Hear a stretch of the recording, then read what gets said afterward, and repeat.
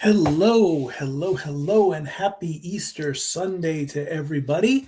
Welcome to another Stat Boy Sports Bar production of Watch Alongs and week 2 of Sunday Night Baseball. In today's matchup, as you saw on the graphic, it is the St. Louis Cardinals versus the Detroit Tigers. We'll get to all that good stuff. We're on the pre-show right now. It is 6:30 p.m. on the East Coast, 3:30 p.m. on the West Coast for anyone watching. And again, like I said, Sunday, April 5th, it is Easter Sunday. So for all that are celebrating Easter today, happy Easter to you all. Christ is risen. But for the Eastern Orthodox, like me, today is our Palm Sunday. We're a week behind. So we celebrate Easter on the 12th, which is ironically the next week. So, and a lot of people didn't even know that it is Easter today. Okay, the guy that I got a sandwich from, but that's beyond the point. Anyway, so the pregame has not officially started on Peacock. They're showing their B-roll. As soon as that pops up, we will be talking baseball and things and all that good stuff. So, plenty to talk about in the world of sports. Let us first, let's see, what do I want to talk about first? Okay, let's talk about Detroit and St. Louis in the matchup for tonight, because this is game 3 of a 3-game series. And right now, the Tigers are looking for a sweep. Game 1 was on Friday, and that game went 4-0 in favor of the Tigers. Game 2 was yesterday. 11-6 was the final score. And, of course, tonight is Game 3. But the big thing about Game 2 is this. It rained in Detroit. Oh my gosh, what a concept. The game was called in the 9th inning after an out was registered. Now, for a game to be deemed official, and I'm going to bring up the official rain delay rules. Rain delay rules MLB. I want to make sure I get these right.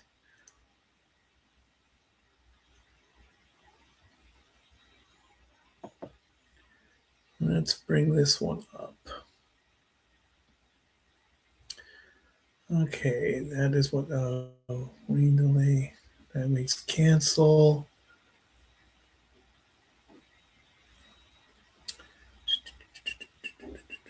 Okay, for regulation games, this comes from the Baseball Guide, legitimate thing.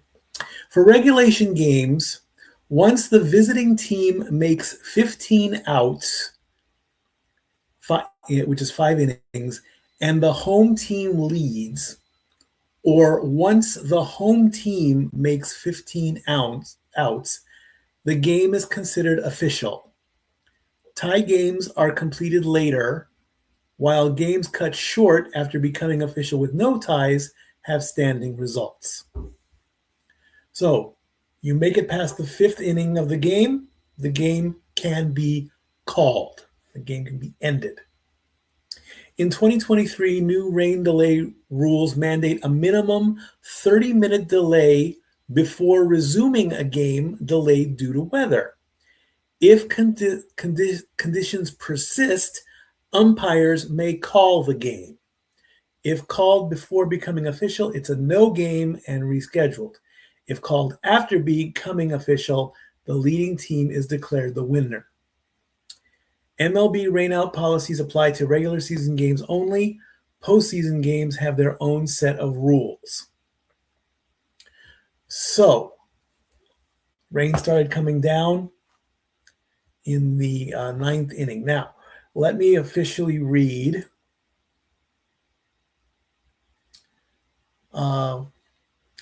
what the Associated Press wrote on ESPN yesterday. The game was called after 8 1/3 innings following a 40-minute rain delay. The game was delayed with 1 out in the ninth because of inclement weather. The field was deemed unplayable after the delay. So, what does that mean? Essentially, they waited the mandated time in the rule book to see if the weather was going to get better. It didn't. And at that point, the umpire had the opportunity to say game over, just like that. And so that's how Detroit got the win in this game. Now, there probably was a lot of social media backlash. I mean, if you pay money to go to a baseball game and the game gets called, well, the game was deemed official. So, you can't do much about that.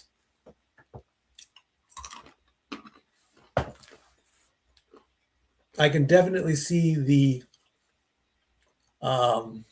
disagreement in it all. I mean, the ninth inning is supposed to be the last inning of the game anyway. And if St. Louis was down, which they were, they should have had a chance to at least try to catch up, which they didn't. Oh, get it. Now, I've been to a football stadium in the rain. They'll play through it. I think it has to be like a hurricane level style weather for a football game to get canceled. We all know Buffalo, Philadelphia, New York, upper east quadrant of the United States, when they get hit with snow, they'll still play no matter what. So there's that. Now, moving on, as we continue on with this, there was something.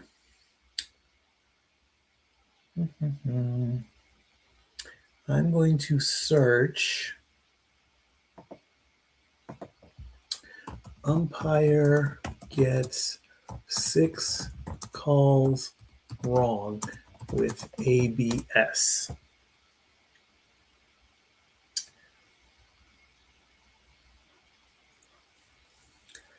That was the Red Sox and the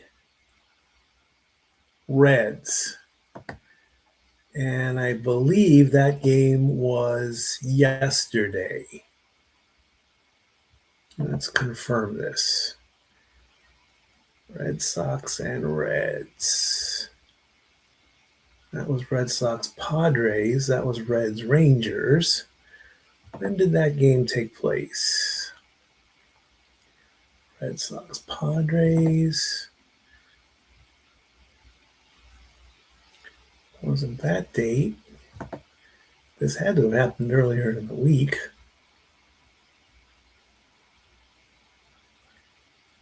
Red Sox Astros. Did the Red Sox even play the Reds? Hold on.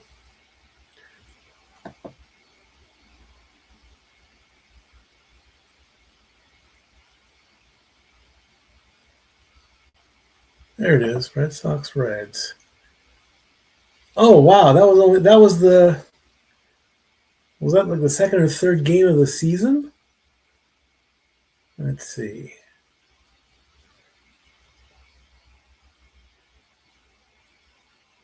Okay. This is taken from ESPN on March 28th. So this was just after the season started and the ABS was brand new.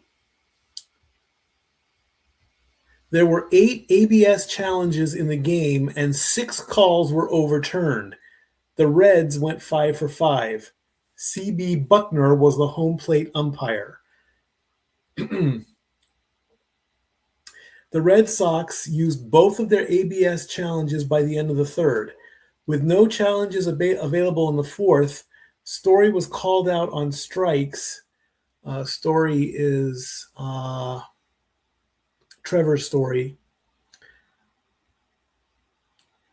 Was called out on strikes on a pitch outside the zone to strand a runner at second. After Story was called out on a check swing to strand 2 runners in the 8th, Red Sox manager Alex Cora was ejected by Buckner for arguing the call.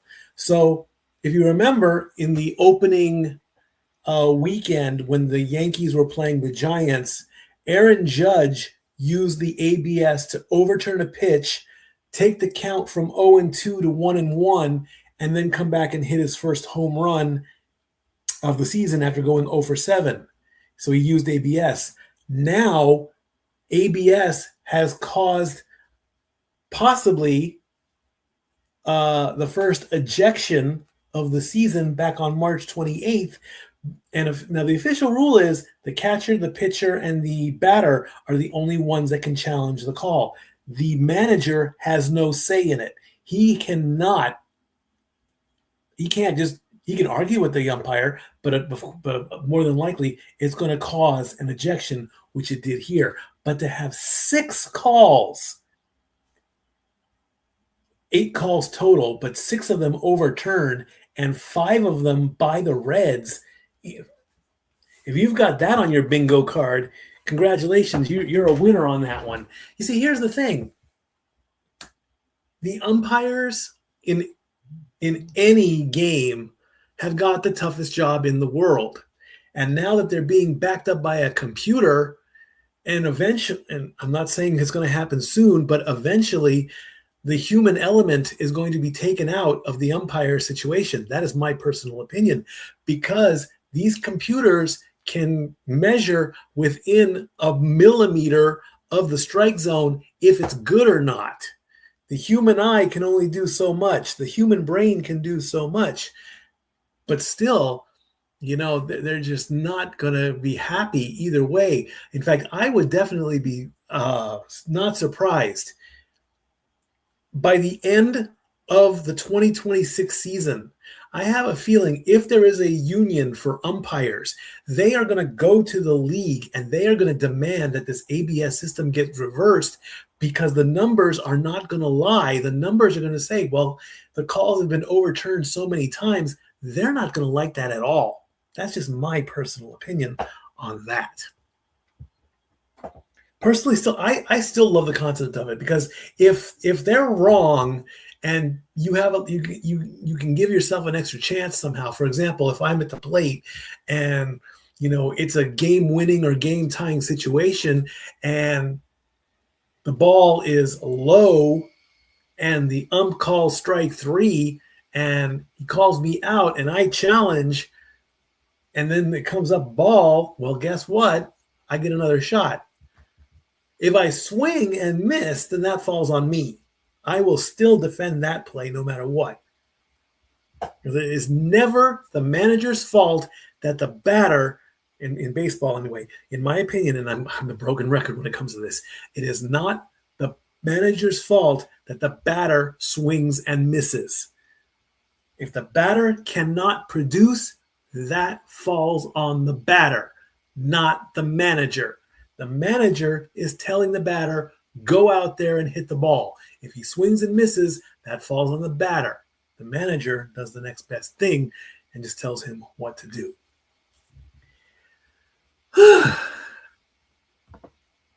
All right.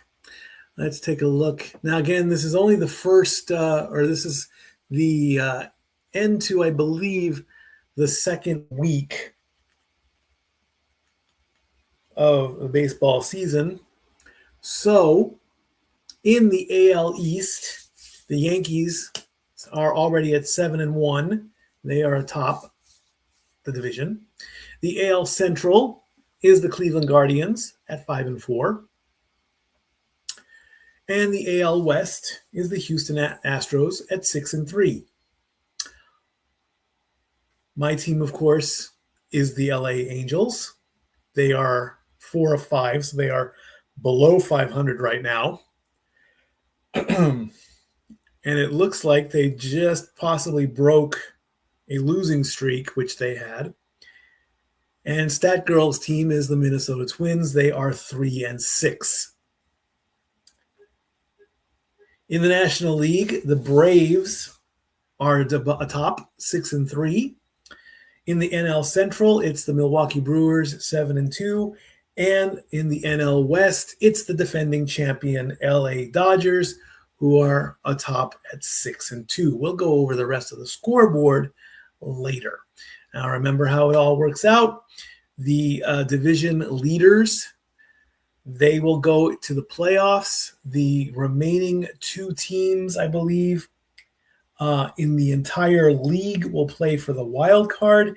They will have a little mini series, if not one game. I need to look up at that. Then, of course, 1 plays 4, 2 plays 3 in the division series, and then the championship series, and then, of course, the World Series. But that's not going to be for another 6 months. It's going to take place in October. We're only in April right now.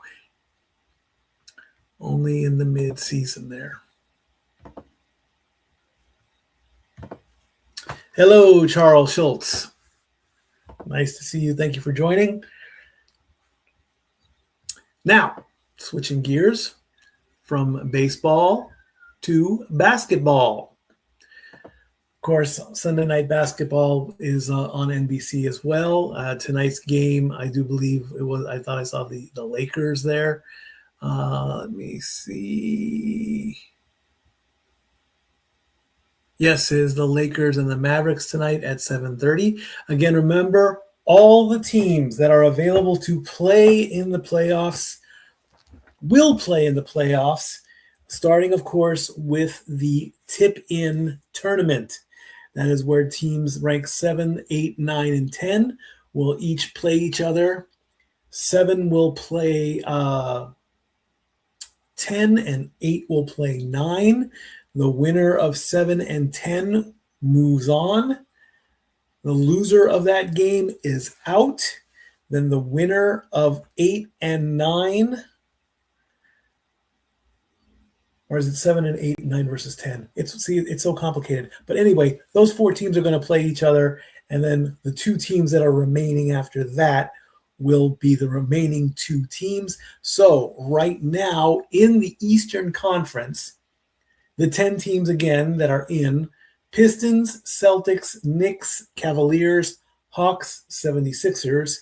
Those are your top 6, so they are guaranteed to go in. Right now, Raptors, Hornets, Magic, and Heat are your 7, 8, 9, and 10. Let me again bring up I want to make sure I get that right. 7 plays 8, 9 plays 10. So in the East, right now, the Raptors would play the Hornets. The Magic would play the Heat. The winner between the Raptors and the Hornets would automatically move on. The loser of that match would then play the winner between the Magic and the Heat, and that would be the final opportunity. So the loser of 9 and 10 is automatically out. They are gone. And so it would be the loser between the Raptor and the Hornets against the winner of the Magic and the Heat. And I'm still considering, more than likely I am going to do this depending on what the schedule is. More than likely, as we get to the playoffs and we finally figure out where everybody is, just to give every playoff team an equal chance to be featured in the sports bar, more than likely I will do the tip-in games, depending on who it is. In the West, in the Western Conference, the Thunder, defending champions, the Spurs, the Lakers, the Nuggets, the Rockets, and the Timberwolves. Those are your top 6 teams. They are so far the top 6 teams: the Suns, the Trailblazers, the Clippers, and the Warriors. Now, the only 2 spots in the West that have not been finalized is the 6 and the 7. Is that joke even overdone? I don't know. Currently, the number 6 team is the Minnesota Timberwolves. They are at 46 and 31. They have 5 games left to play. The Suns are at 43 and 35. They have 4 games left to play. So, what will it take for the Timberwolves to be locked in? Well, since they currently have a 3.5 game lead over the Suns, all they have to do is win their next game, because that will put them at 47 and 31.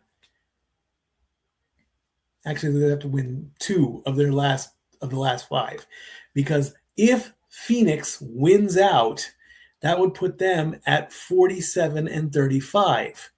Minnesota, with their 2 wins, that would put they would need at least a record of 48 and 34. So, depending on how the tiebreaker goes, if there is a tiebreaker situation between the Timberwolves and the Suns, which I have not looked up yet, then the Timberwolves can officially lock in their spot and not even need worry about the play-in tournament. The play-in tournament, of course, right now would be Suns versus Trailblazers and Clippers versus Warriors.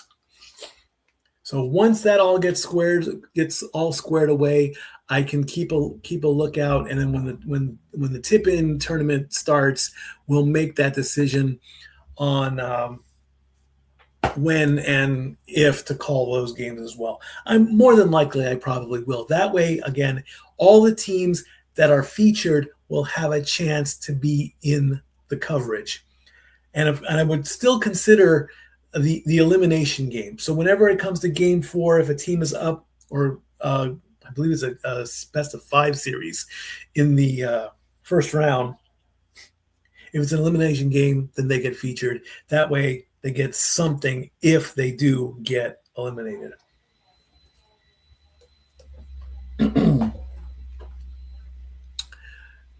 And the tip-in tournament starts April 14th, which is in 9 days. So pretty soon we will figure out that if the Western Conference is squared away, then for certain I can make that decision and whatnot there. Now, hockey. Let's go over to hockey.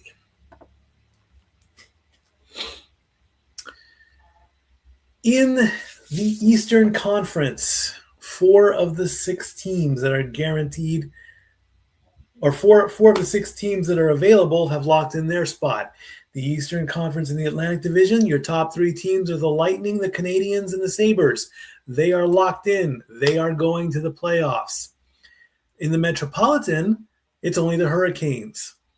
So right now, the Penguins and the Flyers are the next 2 teams in the Metropolitan Division that are shooting for playoff spots. The remaining teams, only 2 of them are going to get in.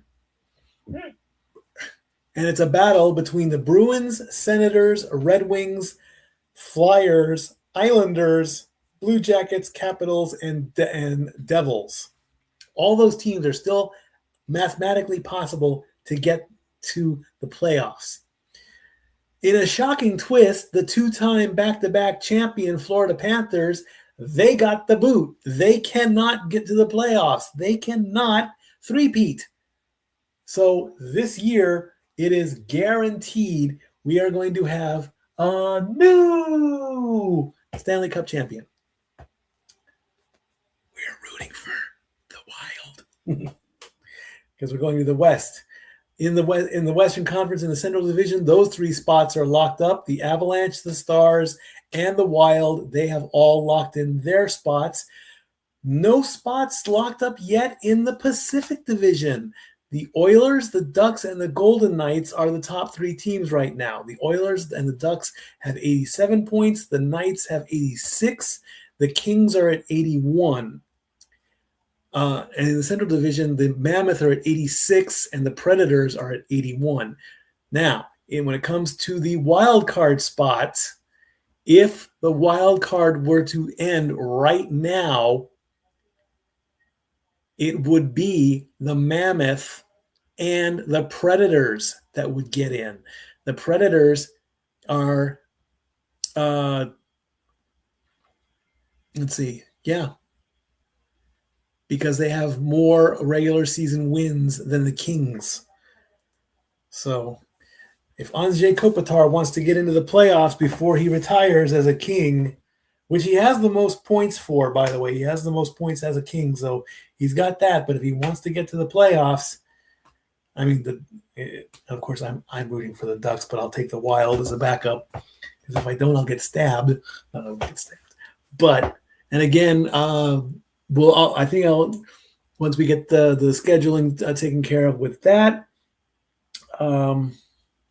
we can figure out who goes where with what in the playoffs there. Opinions on adding NBA 2 more teams. Okay. Mathematically, it works. There are currently 30 teams in the NBA. Now, 32 should now even though the Western and Eastern conferences are even at 15 each, 32 is a good number because mathematically, you could then, and this would be you could have all 16 teams in a tournament setting for the NBA title because it works out mathematically. 64, 32, 16, 8, 4, 2 winner. It would be just like March Madness, which I believe is currently finishing up as we speak. So absolutely, mathematically, I see it works. So if anyone in the NBA is watching, yes, do it.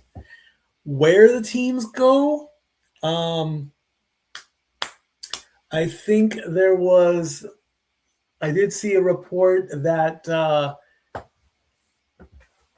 Seattle should get a new team, even though the Thunder came from Seattle and became the Thunder. Maybe bring back the Supersonics. That would be a good one. But as far as another who'd get the franchise or who'd get the play, there are so many cities worthy of an NBA team. It'd be too hard to pick one. I mean, I wouldn't want to see Vegas with one. I mean, they're already getting the Athletics. They've got the Raiders. They've got the Golden Knights. So maybe a fourth team out there could round out the set. I don't know. Maybe put another team in Canada. Toronto could have a Canadian rival. You never know with that. But yes, absolutely, I would say a 32nd franchise team could do it. And if the playoffs get affected by it, by all means, do it. Absolutely. Now, next up, before we are just getting ready at the top of the hour.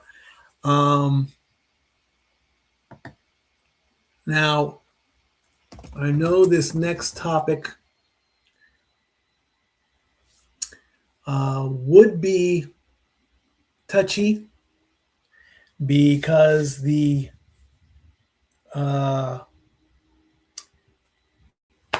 case is still pending, and I am not going to talk whether about guilt or anything, but I will briefly talk about the Tiger Woods situation. Again, he is allegedly charged. Well, he is charged with DUI. He has already stated that he wants to seek treatment, which is honorable. He has pled not guilty. My opinion on him, if he is guilty or not, is irrelevant. Okay? If he is found guilty, well, he's seeking treatment for a problem. And many people have always said, the first step to beating a problem is admitting you have a problem. That took me years to understand and go through with. So I can credit him for that. If he believes he has a problem and he needs to get it fixed, then more power to him. That's pretty much. I don't want to get into too many legalities or all that. I don't have all the facts really, but I do. There was a story that a judge said he could travel outside of the U.S. for treatment. On that part itself, really, if there are better treatments for things outside of the U.S. and if he can do it, okay, go for it. He also did announce that he would be stepping away from golf for a while.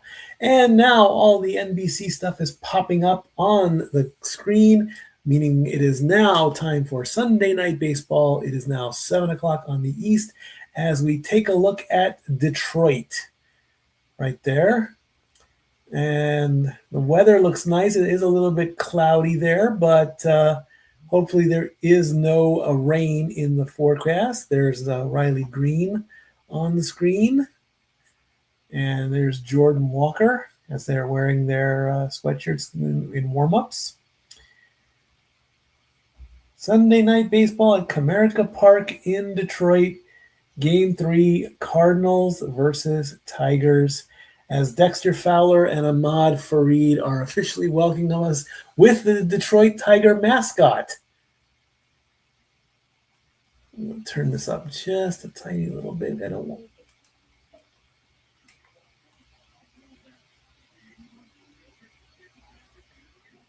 And I think, can I put on my closed captioning here? There we go. That way I can read along and all that. All right, the last season, the Cardinals had a record of 78 and 84.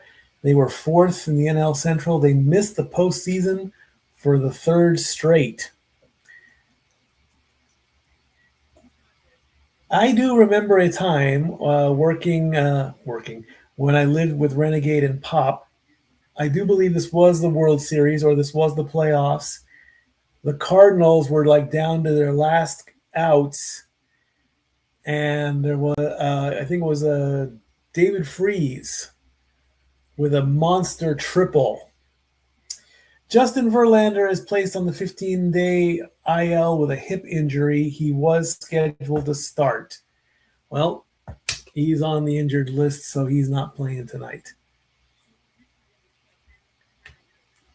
Cater Montero will start tonight as he was called up yesterday from AAA. How about that? Good for him.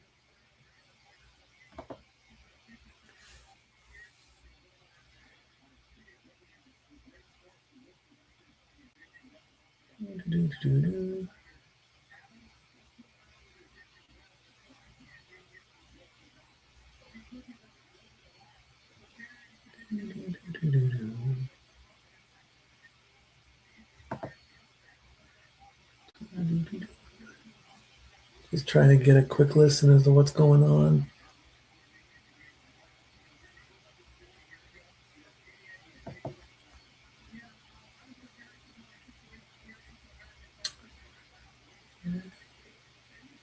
All right, so while we wait, we better get the lineups here on the board, because as you guys know, I can write baseball.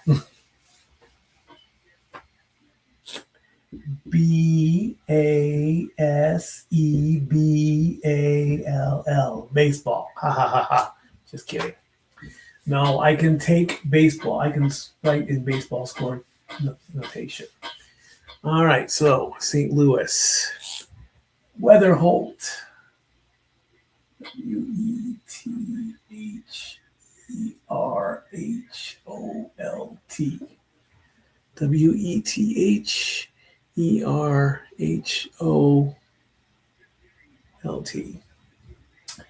Herrera. Herrera.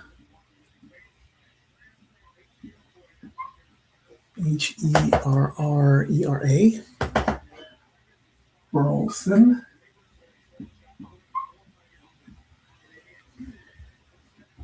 Walker.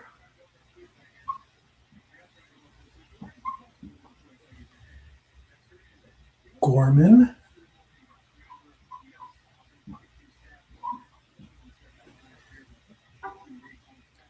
Sagis.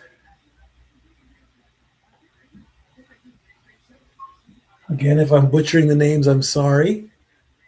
Church.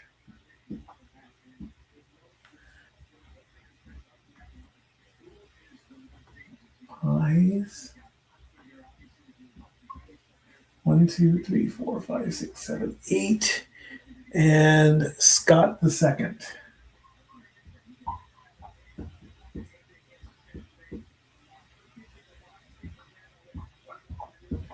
Cardinals. 0. Top first.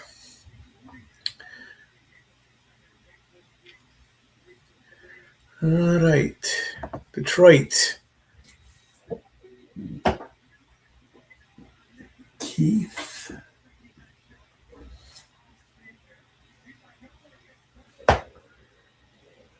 McGonnell.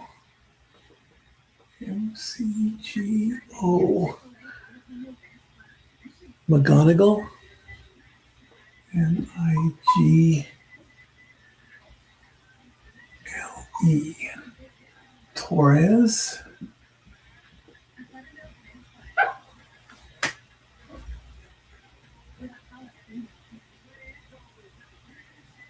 Carpenter.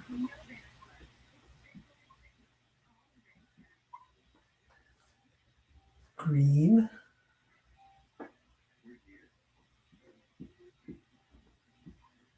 That's kind of sloppy, but we'll just go in with it. Dingler. 1, 2, 3, 4, 5, 6.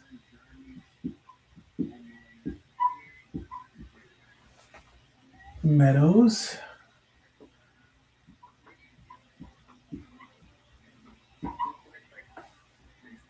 Torkelson.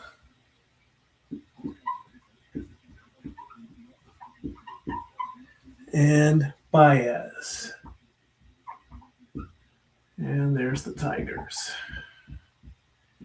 All right, that takes care of that.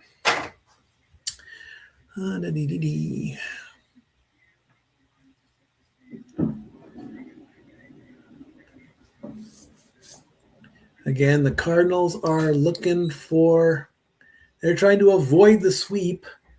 ESPN Analytics says that the Cardinals have a 52.5% chance of winning this game. Well, we'll find out. Wow, Below Deck is still a thing? Below Deck was a good show. I love that. I like that show. I like, what was the captain's name?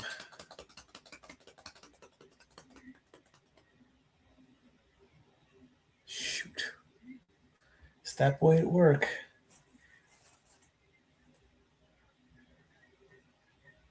I don't know.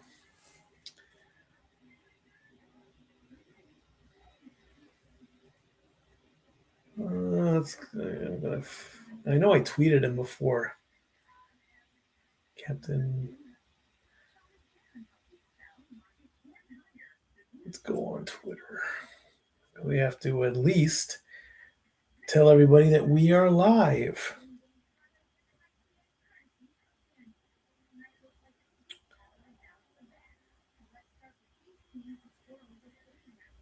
The FanDuel same game parlay paying at 11-1 if over 3.5 total runs are scored in the first 5 innings. If Kevin McGonigal hits a home run and there are over 7.5 total runs in the game, you get all those. You get 11-1 on your bet. Charlotte Flair is 40 years old.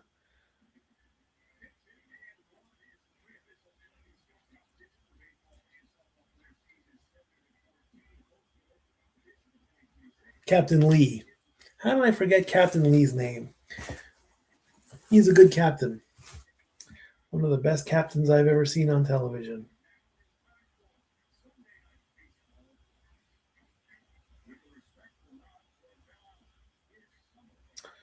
Okay.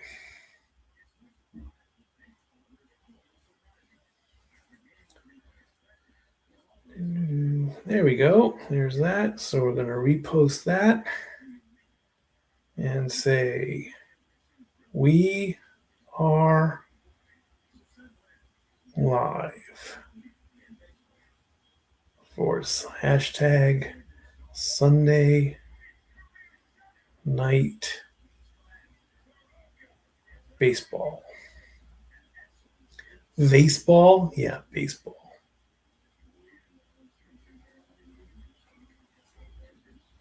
Okay, that takes care of that. And of course, in between innings, I'll take a look at what everyone is saying on X or Twitter, and I'll put in there that I replied to whatever you guys say. If you guys say it was a bad call, I'll agree. Or if there's a question out there, I will do my best to try and answer it.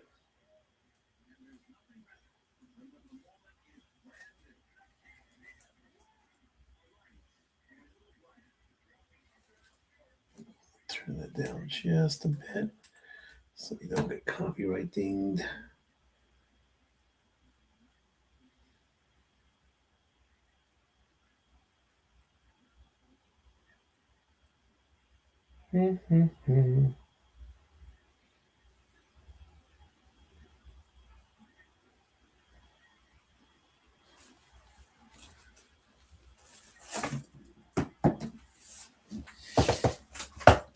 Get your snacks, get your drinks.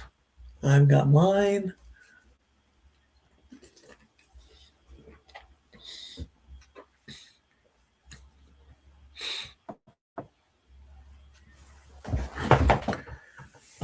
Turn this so you can actually see the board. That looks better.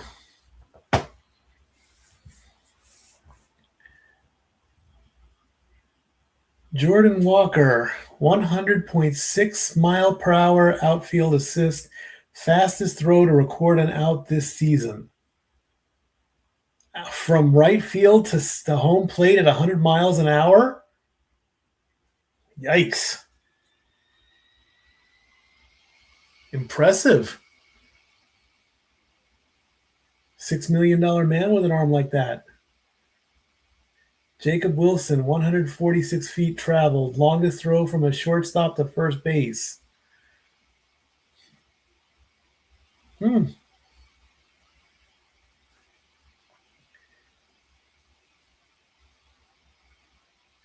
As Derek Jeter did the same thing a while ago. On the Nolan McLean, sweeper, 22 inches off of break, two-seamer, 18-inch off run, 40 inches of horizontal movement. Oh, they're looking at the curves. Okay. Here we go. Joe Adell with 3 robbed home runs. Oh, that was amazing. There's one leaping at the wall. There comes number 2. Up against the wall.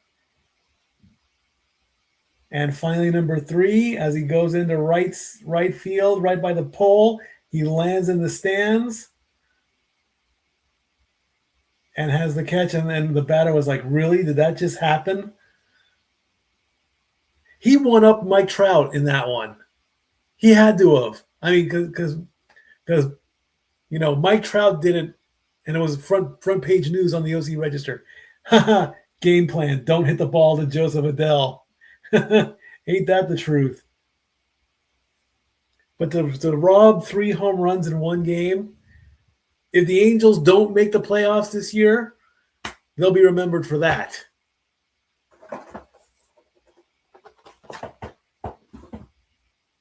Without a doubt. I mean, you got to have vertical leap.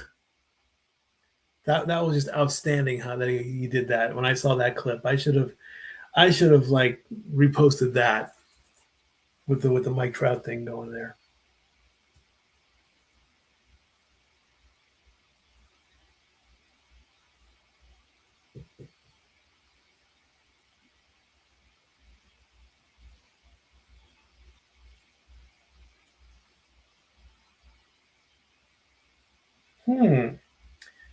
This is interesting. Sports picks for baseball. What has this guy got? Let's see.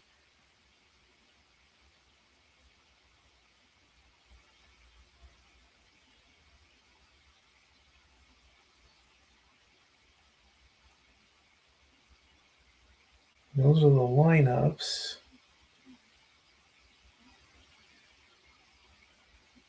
Well, I'll go live on the FanDuel and see what they got.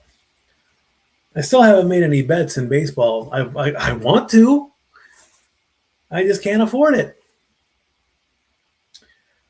All right. Yeah. Oh, here's a good one for the Lakers and the Mavericks tonight. If LeBron James and Cooper Flagg each have 8 or more rebounds and assists, it pays almost 19.5 to 1.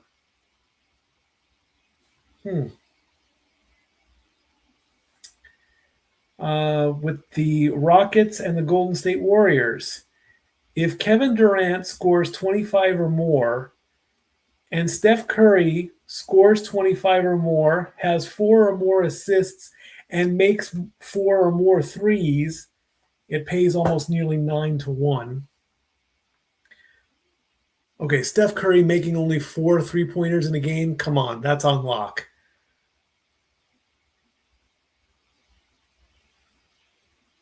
But let's go with baseball. Let's see what we got here. Okay.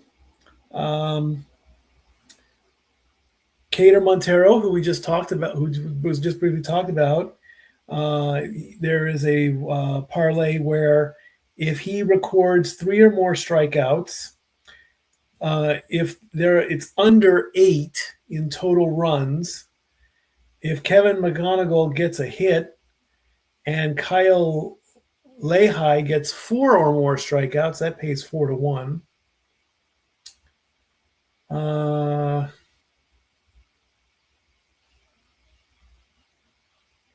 The big one that I'm seeing is that this. Oh my gosh, this was a 7-leg RBI. This is a big one here. There's the Easter Bunny. How cute! The Easter Bunny is in Detroit. If Gleyber Torres, Dylan Dingler, and Riley Green each get if Gleyber Torres gets a hit, if Dylan Dingler gets a hit, if Riley Green gets an RBI, if Ivan Herrera and Alec Burleson each get 2 hits, 2 runs, and 2 RBIs, and if Colt Keith gets 2 hits, 2 runs, 2 RBIs, and Kevin McGonigal gets 2 hits, 2 runs, and 2 RBIs, that pays 23 to 1. Wow, that's a big one. Yep, those parlays, they don't mess around, do they? The 3-man team is making their official welcome.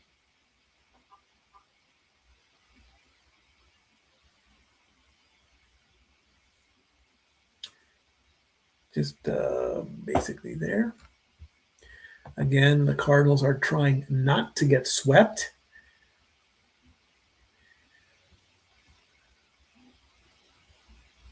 Kyle Lehigh versus Kiter Montero. What do we know about Kiter Montero? He is from Venezuela. And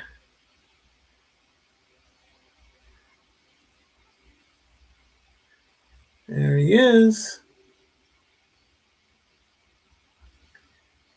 20 games, 12 starts last season with a record of 5-3, an ERA of 4.37.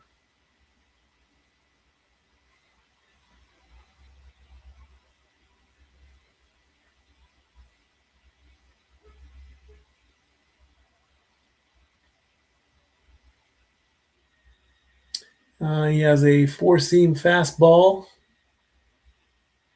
That's his number one pitch in his pitch arsenal.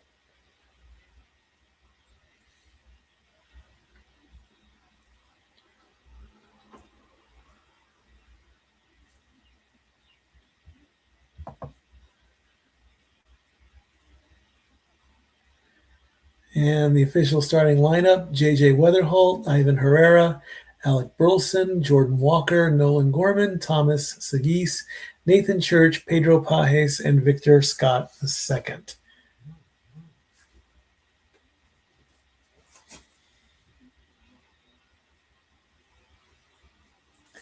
Weatherholt taking a few more swings, getting ready to approach the plate.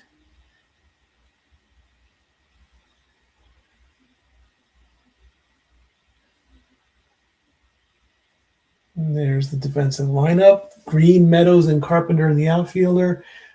In the outfield, McGonigal, Baez, Torres, and Torkelson in the infield. Dingler behind the plate, and Montero is pitching.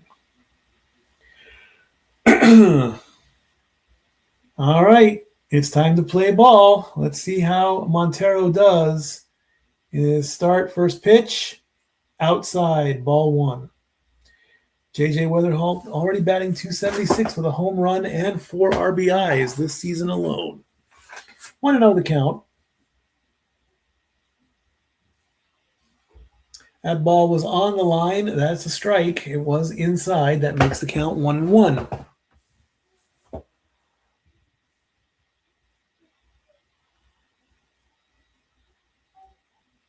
One and one the count. Foul off. It's going to make the count 1-2.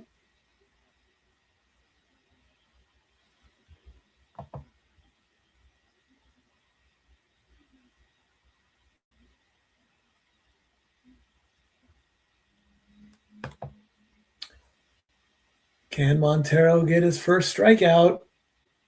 It's going to go foul.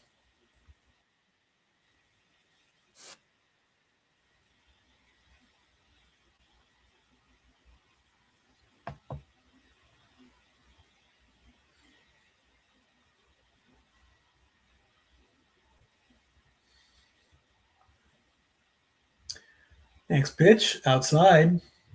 2-2 the count.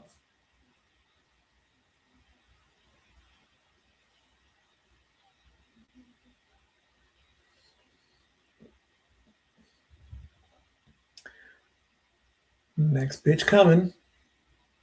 Outside. That's going to make it a full count.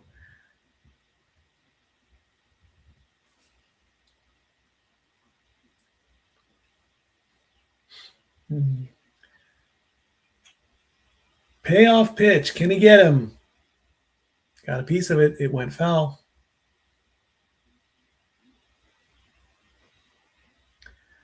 Weatherholt wants to just stick around and play. He doesn't want to swing or, well, he's going to swing, but I mean. All right, payoff pitch number 2.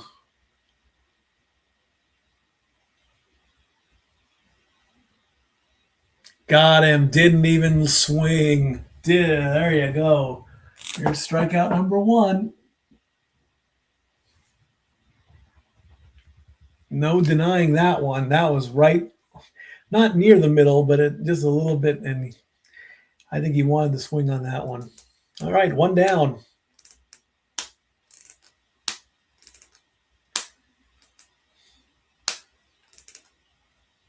Next pitch, first pitch to Herrera is called a ball. Is that a challenge? Do we have a challenge here?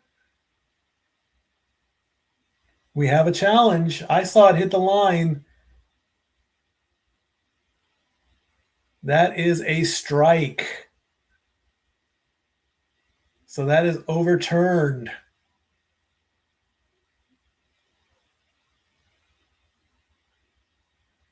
So instead of 1-0, it's now 0-1. Next pitch, that's low. That's ball one.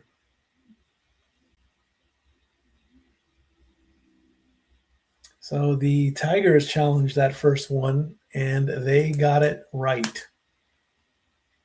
1-1 the count.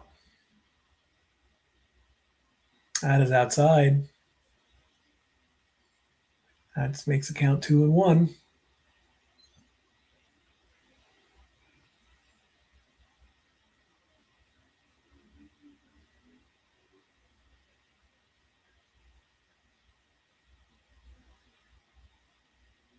Two and one the count. You're going to pop that one up. First baseman says he's got it, and he does. That's a foul out. That's an out. So 2 away.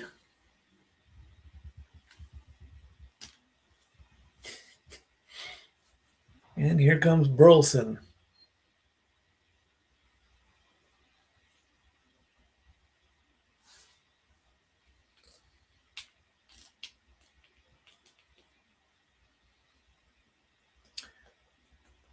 First pitch to Burleson, way outside, ball one. Alec Burleson batting .276 with a home run so far this season and 6 RBIs. Next pitch. You're going to get a piece of that one. It's going to go into left center, and the center fielder makes the catch, and that's going to do it. 3 up and 3 down for the Cardinals. So we go to the bottom of the first. And the top of the lineup, Meadows with that catch.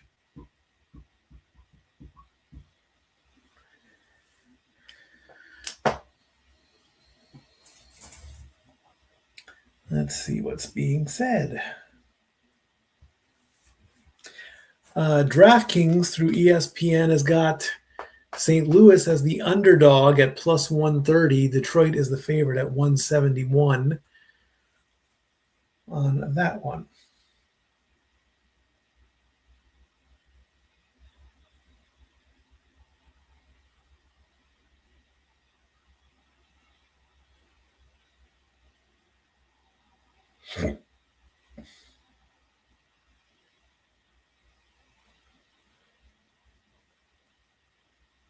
Not much.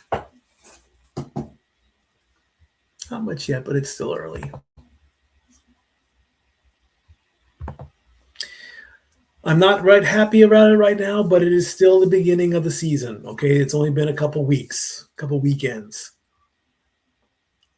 Ask me again at the end of April. You cannot base the whole season on the first 2 weekends. All right? They're 4 and 5. It's okay. There's no need to panic just yet.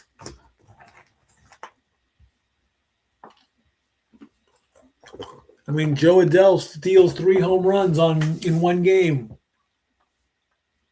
Let's focus on that.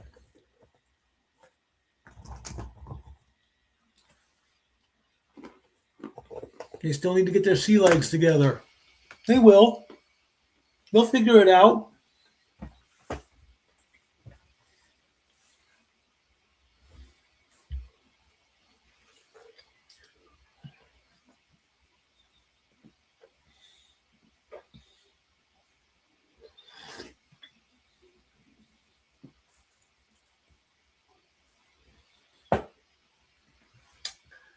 Colt Keith, Kevin McDonald, Gleyber Torres, Kerry Carpenter, Riley Green, Dylan Dingler, Parker Meadows, Spencer Torkelson, and Javier Baez. That's your starting lineup for the Tigers. Colt Keith is up first. Let's see what the Tigers can do as they attempt to start the sweep. And that first pitch, that's in there for a strike without a doubt. As we're getting Kyle Lehigh's next pitch way outside. That's ball one.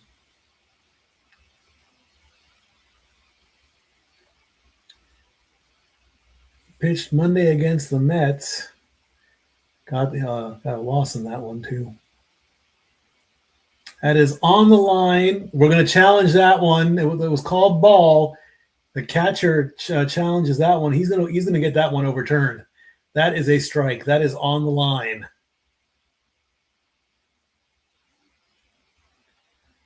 Cardinals challenge. Absolutely. It's a strike. It's overturned. Good job, catcher. Well done. That makes the count 1-2.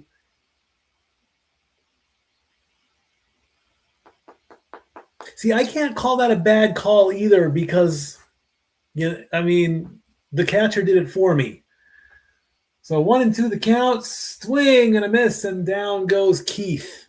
See, ABS works for the Cardinals on that one. Keith strikes out. He had it 2-1. It got overturned to 1-2. The next pitch is a strike. That's a strikeout. All right, here's McGonigal.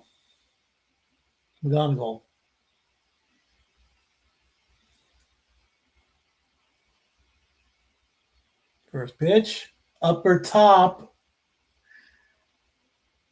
That was a bad call. That was on the line. Called it a ball. No challenge. That's a bad call. That's one. That's in there for a strike. Bad call. 1. 1-1 the count. They didn't challenge that one. I don't know why, but they should have. That ball is way outside. That's a ball.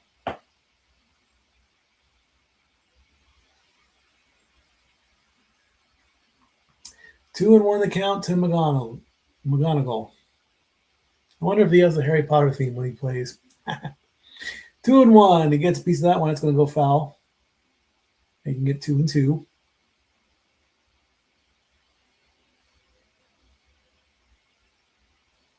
And he's only 21 years old. Wow. The 2-2 pitch. Got a piece of that one, and it's going to go foul.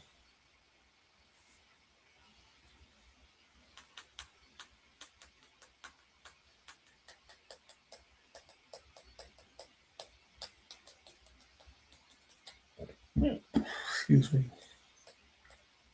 2-2. That ball is low. That's going to make the count full.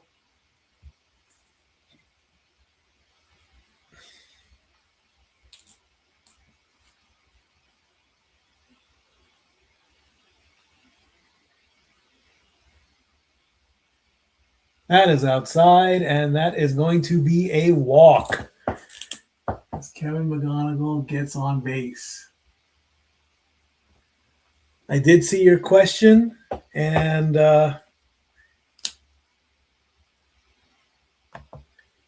should all the ball calls be digital? No. You can't totally rely on a computer all the time. I say no. Keep the umpires in check, but they have to keep going. They have to keep working. That ball is on the corner. That is a strike. This is Gleyber Torres batting .259 with a home run and an RBI. You can't get rid of the human factor. You have to have the human factor in it at all times. I don't want to see – that's foul back. I don't want to see the umpires lose their job over this. It's just an assist. It's just a help. It's just a way to keep them in check. If they would make their calls right and we didn't need this system, then it'd be a whole different story. 0-2 the count to Torres. That ball's outside. That's ball 1. And happy Easter to you too, sir. Wheels, I did see your question. I will answer that at the end, in between innings. 1 and 2. That ball is low. Makes the count 2 and 2.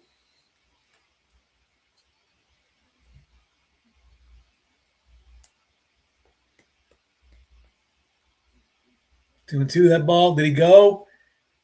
Yeah, he went. That's a strikeout. Torres goes down. Strikeout number 2. Let's take a look. Oh, yeah. That's clearly a swing.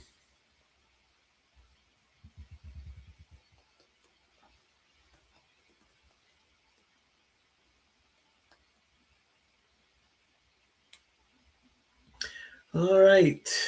That's going to bring up Carpenter with a runner on first. First pitch, outside, ball 1. And happy Easter to you too, sir.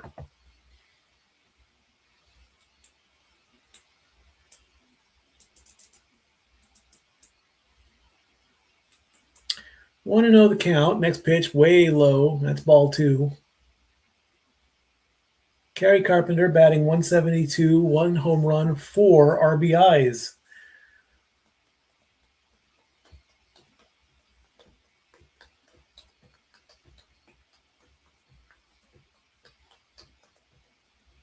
Two and 0 the count. That's outside. That's ball 3. Now he's got a couple pitches to waste.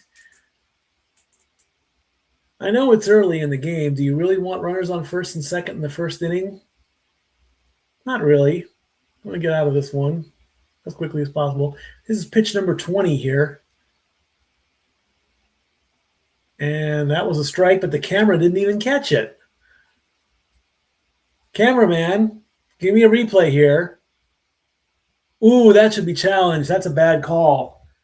That should have been challenged. He should be on base. That's a bad call.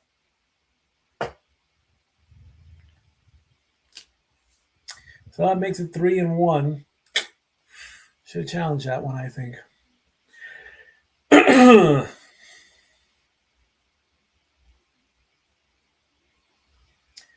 Next pitch, swing, and it's going to go foul. So just like that, it's a full count.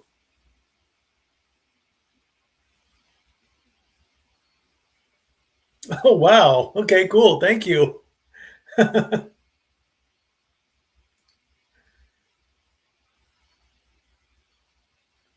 All right, full count to Carpenter. Here's the pitch. Got him, swing and a miss. And 4 batters, 3 strikeouts for Lehigh. How about that? All righty, so we go down to the top of the second, and I will now answer that question from Wheels. What do I think about Pat McAfee getting involved with Randy Orton? I want to hear, since I was there last night. Well, I wasn't. I think what you are meaning to say is, since I wasn't there being on shenanigans. I think that's what you mean. All right. It's no secret. I like Pat McAfee, okay?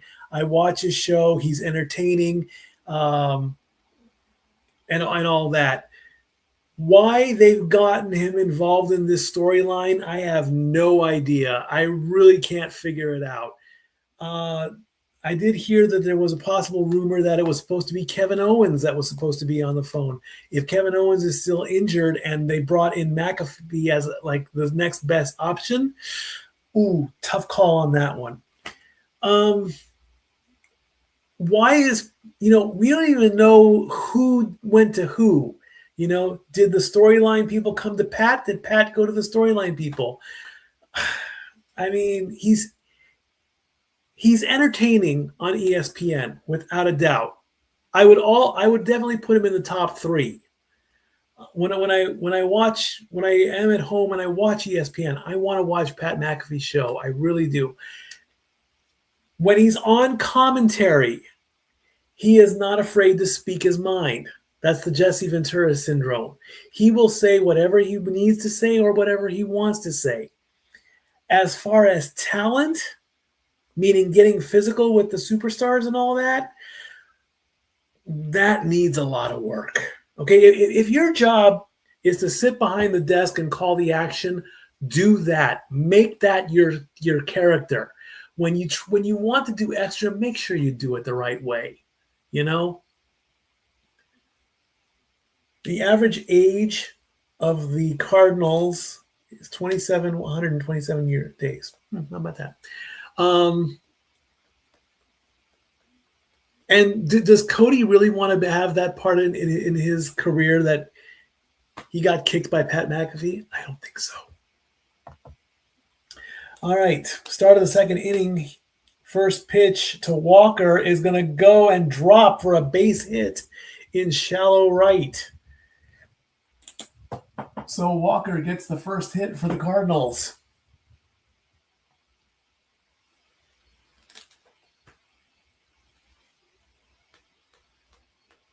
Yeah, do you really want, like, if Jordan Walker, the 7th longest home run hit by an opposing player at Comerica Park, and that was last night. 459 feet. Wow.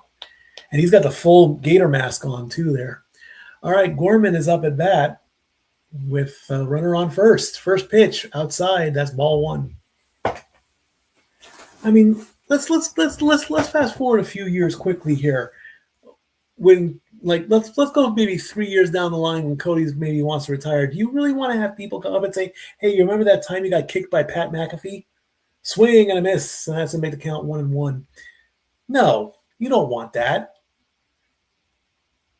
Nolan Gorman batting 192 this season with 2 home runs and 6 RBIs. 1-1 the count. Gets a piece of that one, fouls it back. Counts 1-2.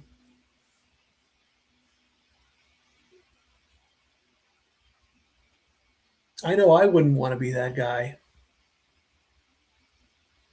Take a kick from Pat McAfee? I mean, no. And then, of course, on social media, he put something out there, the proverbial, "Oh, if Randy Orton loses, you're never going to see me on WWE programming again."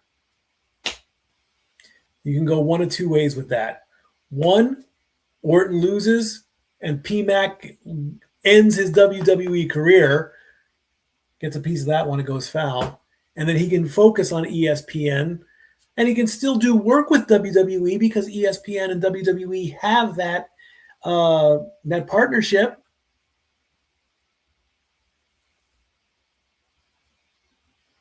But can they afford to get rid of McAfee? Probably not. I don't think so. 1-2 the count. Outside. That's ball 2.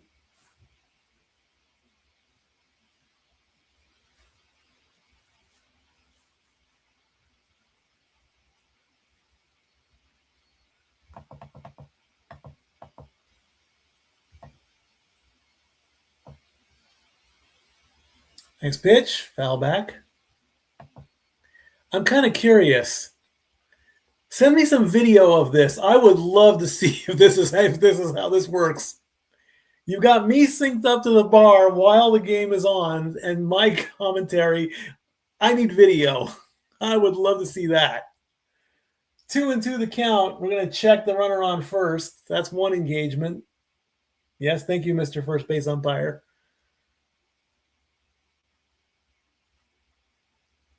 That would be great to see footage of me calling a game in the sports bar, in a real bar, with fans watching as well. That would be amazing. The 2-2 pitch gets a piece of that one, and it's high up in the air. Here comes the center fielder and the shortstop, and barely makes the catch. McGonigal almost had the stretch for that one to make that catch.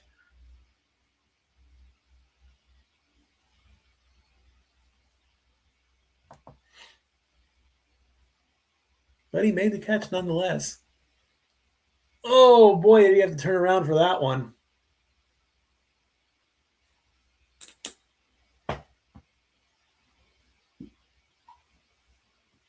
All right.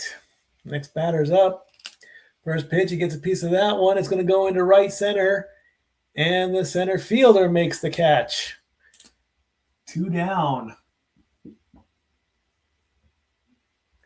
And it's time to go to church as Nathan Church makes his way up.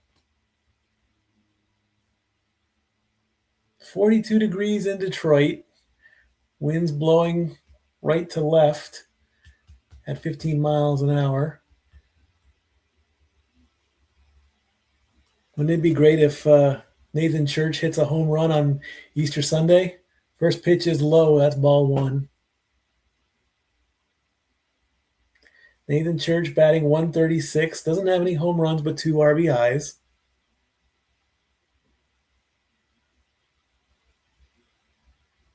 The pitch gets a piece of that one. It's going to go right to the first baseman. And that's a 4-3 ground out. And the Cardinals are done in the second inning. One lonely little hit for the Cardinals goes nowhere as we go to the bottom of the second.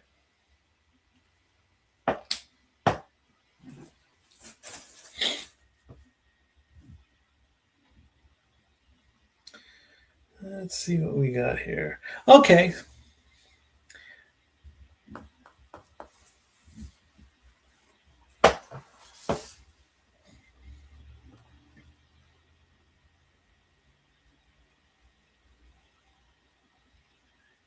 Let's see what's going on. Going to the ballpark with my pop. Who doesn't love 35 degrees in early April night baseball in Michigan? We'll give that a heart. One of the things that I remember from the youth living with Pop and Renegade, there was a time Vin Scully was still doing play-by-play for the Dodgers, and Father's Day would come around every year in June. And at Dodger Stadium, they had a thing where either just before or just after a game in the afternoon, you could sign up and bring your gloves and your baseballs, and you could go out into center field and play catch with your dad, just like in Field of Dreams. And the first year I heard about that, like, Pop, we need to go to Dodger Stadium and have a catch. Well, it never happened, but the gentleman here on Twitter there, going to the ballpark with his dad, triggered that story. Anytime home runs for Green, Dingler, and Torkelson will pay plus 750, plus 1,000, and plus 550 on FanDuel. All right, we are in the bottom of the second. The Tigers are up at bat, and it is Green. First pitch to Green. He gets a piece of that one. He's going to foul it back. Riley Green batting 226. No homers with 5 RBIs.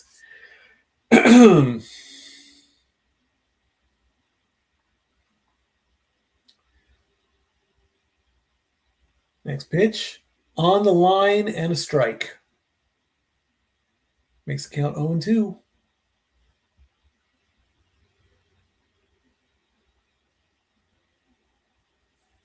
Next pitch. Outside, ball 1.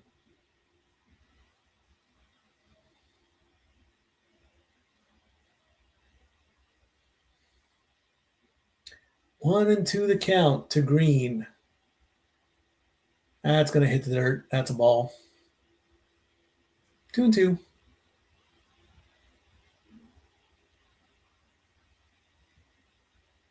Third inning will take care of the scoreboard stuff, I think.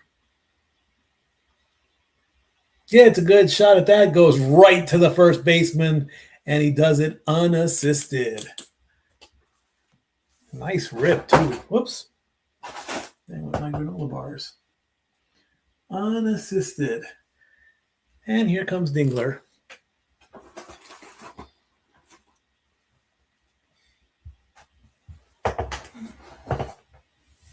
Dylan Dingler coming up to bat.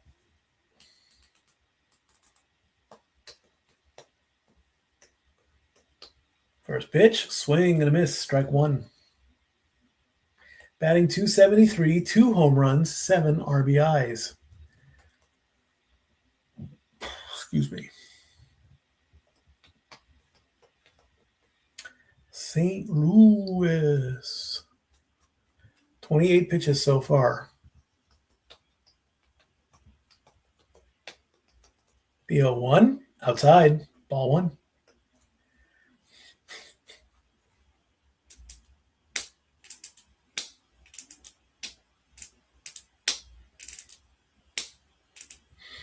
One and one the count. Ooh, he had to flinch inwards a little bit on that one, but it's a ball. Dylan Dinger, second round pick in the 2020 draft. He's the 2025 AL Gold Glove Award, and this is his 3rd season in the league. 2-1 the count to the catcher. That's up there for a ball. He's got a pitch he can waste at 3-1.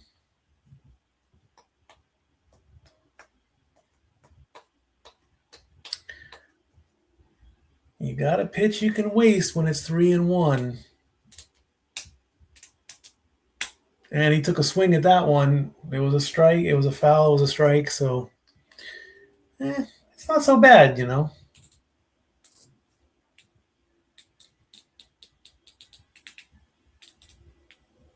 Charge!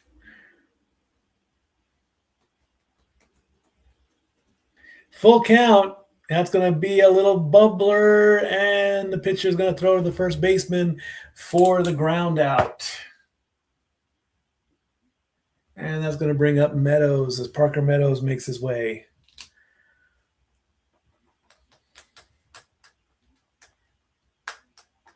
And there's somebody wearing, up there are the kids with the Easter Bunny ears. There you go. And a unicorn. Oh, sure, why not? Let's have a unicorn in Comerica Park. All right, Meadows, first pitch. That's outside. That's ball 1. Look at that, a full unicorn mask. Oh my gosh. We've heard of the Easter Bunny, and now we have the Eastern Unicorn. Parker Meadows batting .238 with no home runs and 2 RBIs. Next pitch, right down the middle. Call that a ball, I dare you. 1-1 the count.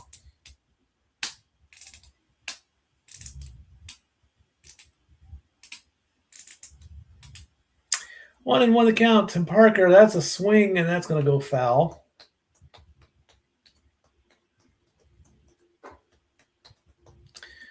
1-2 is the count.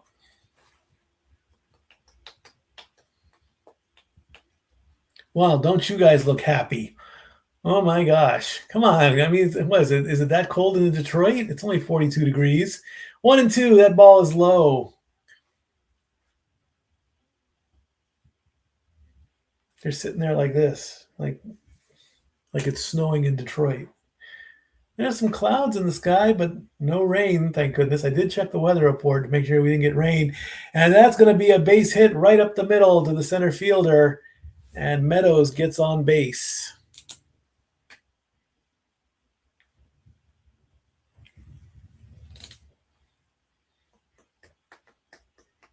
And Spencer Torkelson is going to come up to bat. Let's take a look at that swing. Right over the pitcher's glove, right in between the hole there, right in between the shortstop, the second baseman, and the center fielder. All right, let's see what Spencer does on this one.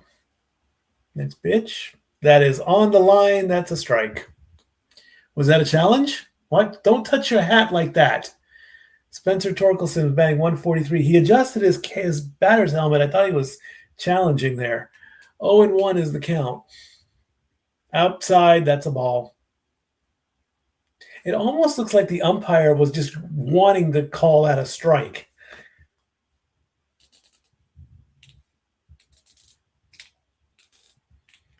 One and one the count. That's outside.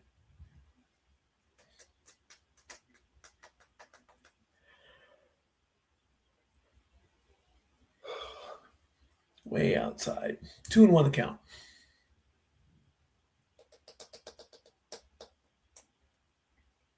Had to flinch there a little bit. Now it's 3-1. You can waste this pitch. Look at those clouds. 3-1 3-1. He can waste the pitch. What's he going to do with it? I'm going to foul that one off. Full count.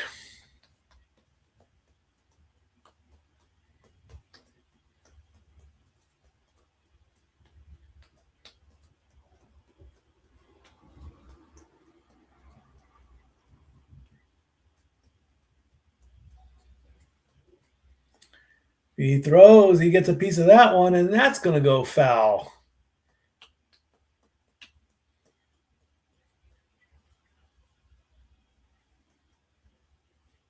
Let's take a look at that one. Yeah, on the inside there. Right on. Would have been a strike if he didn't swing, by my opinion anyway. Pitch number 7 coming up.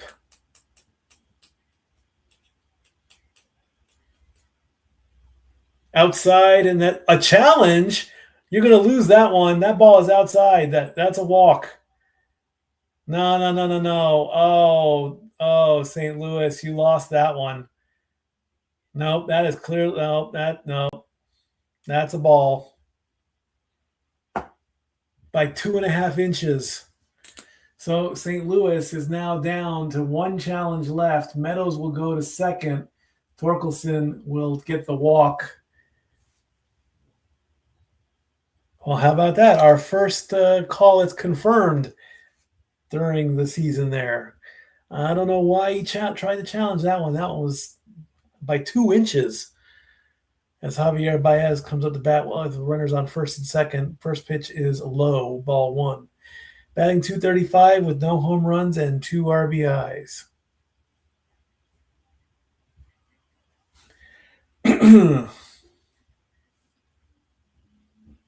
Next pitch. It was way up high, up in the corner. It's going to go foul back.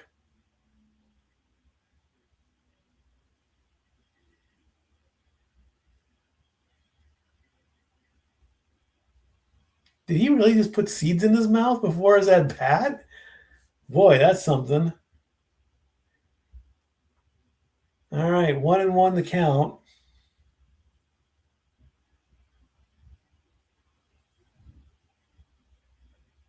Got a piece of that one. It's going to go third baseman to first baseman. And that's going to end the second inning. So 1, 2, 3 on a 4-3 ground out. We go to the top of the third.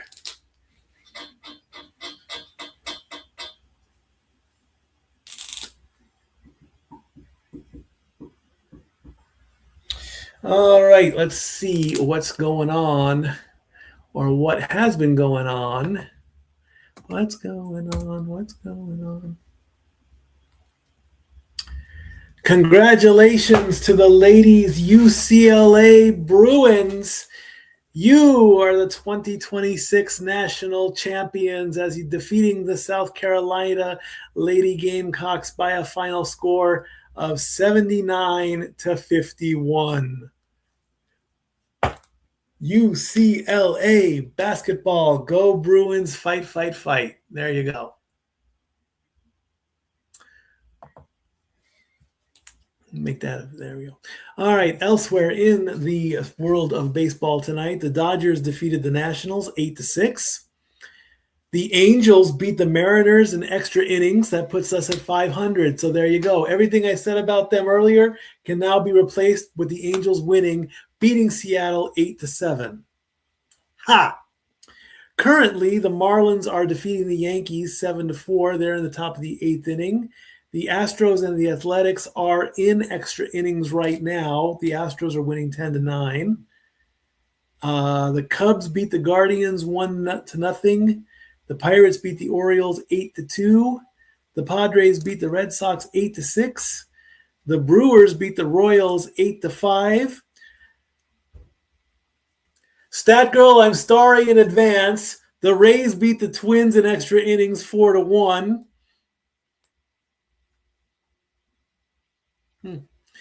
And the White Sox blanked the Blue Jays 3-0. Reds beat the Rangers 2-1. Rockies beat the Phillies 4-1. Mets beat the Giants 5-2. Diamondbacks had to beat the Braves in extra innings 6-5. And the Guardians beat the Cubs in the second game of a doubleheader 6-5.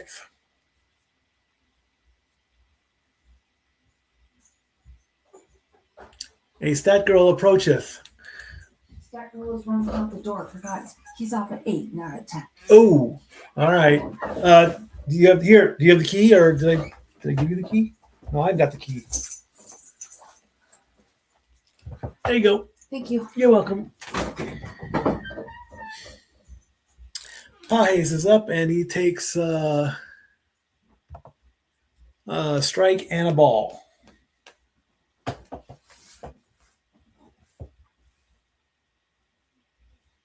Next pitch, way outside, ball 2.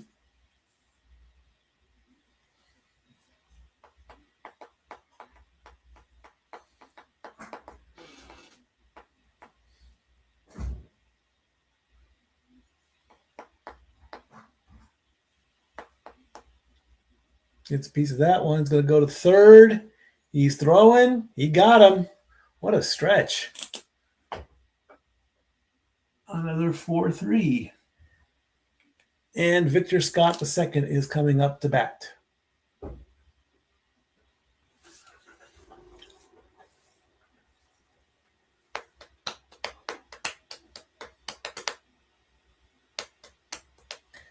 Oliver Marmol, 6th season, 329 and 327, just over 500.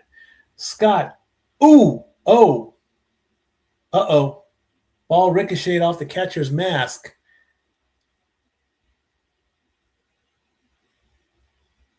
Oh, no. Oh, it went off the umpire's mask. Oh. Okay, we're going to take a second, make sure he's okay.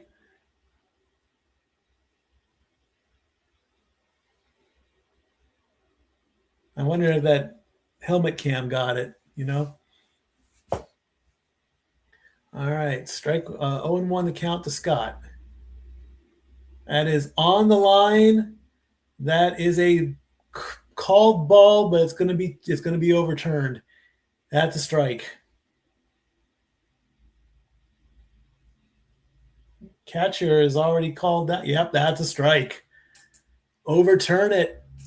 0-2 now the count.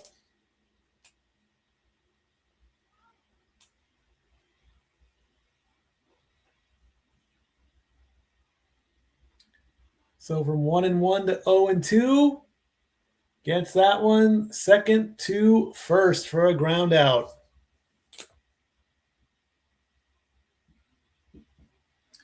And this should be a 5-3, not a 4-3. No, a 5-3. Because it was ground out to third, not to shortstop. J.J. Weatherhold's 5th grade teacher found this gem for his MLB debut. The students had to write what they wanted to be when they grow up. And he wants to be a baseball player. All right, we're at the top of the lineup. Weatherhold is 0 for 1. He struck out his first at bat, and the first pitch is a ball.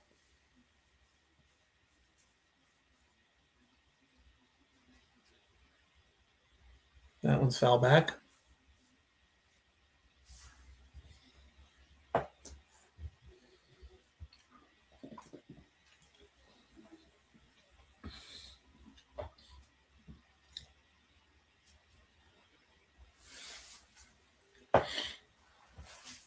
One and one the count. That ball is outside for 2-1. Let's see if I can send.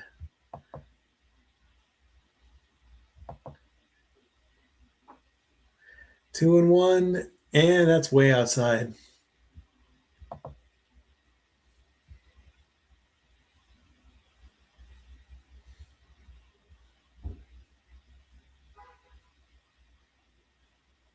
Three and one now the count. You got a pitch to waste. And that one's going to go high. It's between the third baseman and the center and the shortstop and the left center fielder. And the shortstop is going to make the catch. And that's going to do it for the Cardinals in inning number 3.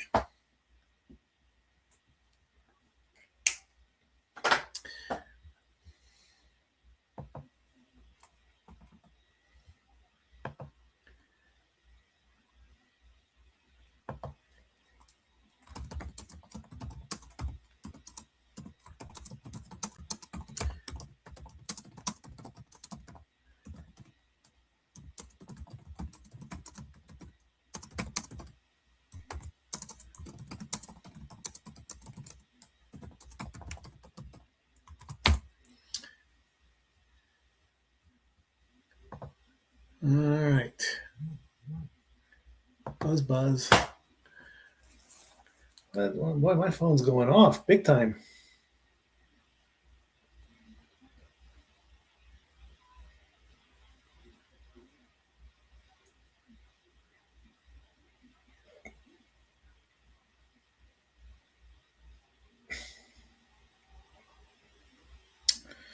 Alrighty.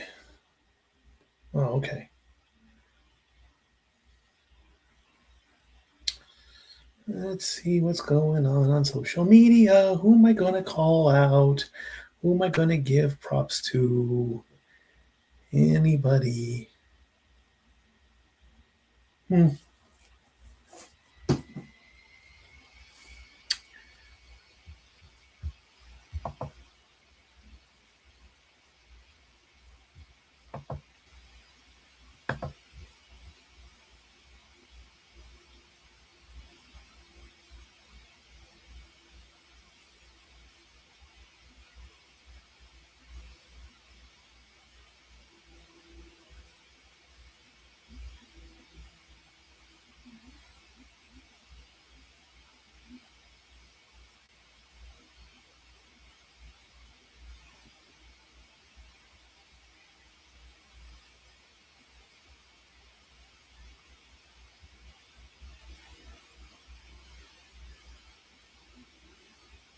The Ten Commandments, is that being shown tonight on ABC?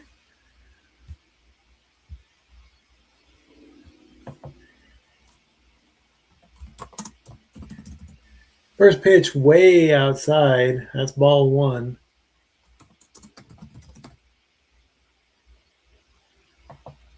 Is that tonight?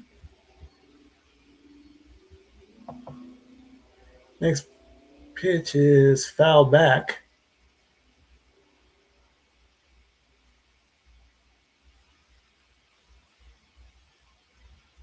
Nope. I thought tonight would have been the night for Ten Commandments. Usually they show that around Easter time, I think. 1-1 the count to Keith, who had struck out in the first at bat.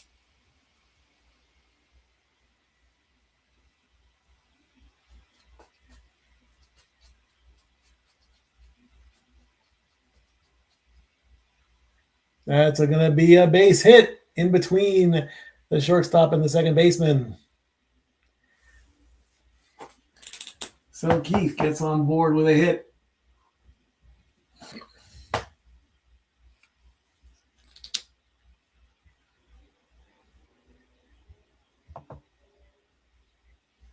All right, Kevin McGonigal coming up. He walked in his first at bat. Well, it's not really an at bat, but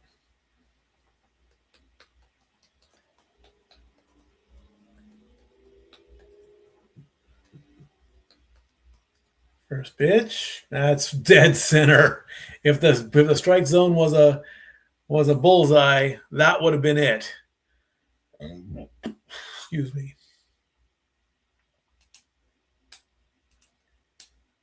Next pitch, way outside, ball one. Got to fix that to bottom of the third.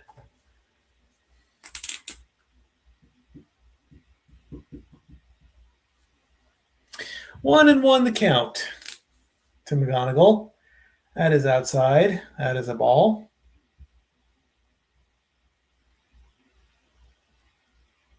Coming up, I will talk about traditional cartoons that I should be watching.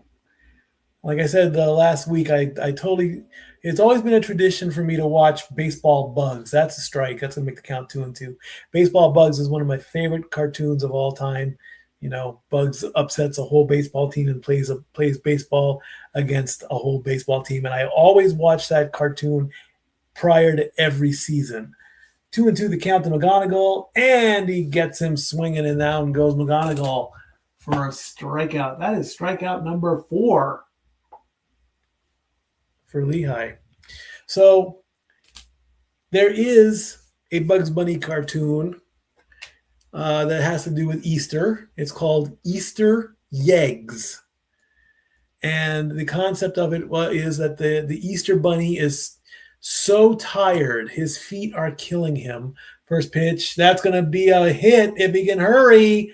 It's going to be a sloppy hit, but the ball did make contact. It will be considered a ground out. Keith is going to get to second base. Let's take a look. I mean, the pitcher really had to scramble for that one. Torres almost would have gotten a hit off of that one, but the ball made contact with the bat, so it counts. Well, that makes it 2 away. And with 2 down, and Carpenter is up to bat. And goodbye, baby. That one's going to center field, and it is over the yellow line. And Carpenter puts the Tigers up in the lead with a 2-run shot.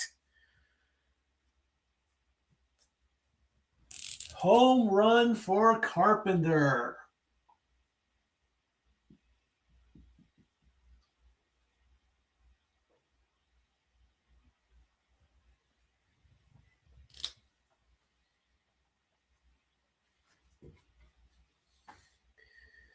Oh, wow.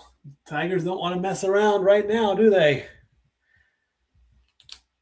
425 feet on that home run, and the Tigers are up 2-0. That ball just touched the line. It looked a little bit on the high side for me, but it was called a ball. I think it touched the line. I'm going to call that a bad call, number 3. It should be challenged, and it didn't. The 1-0, that's a strike.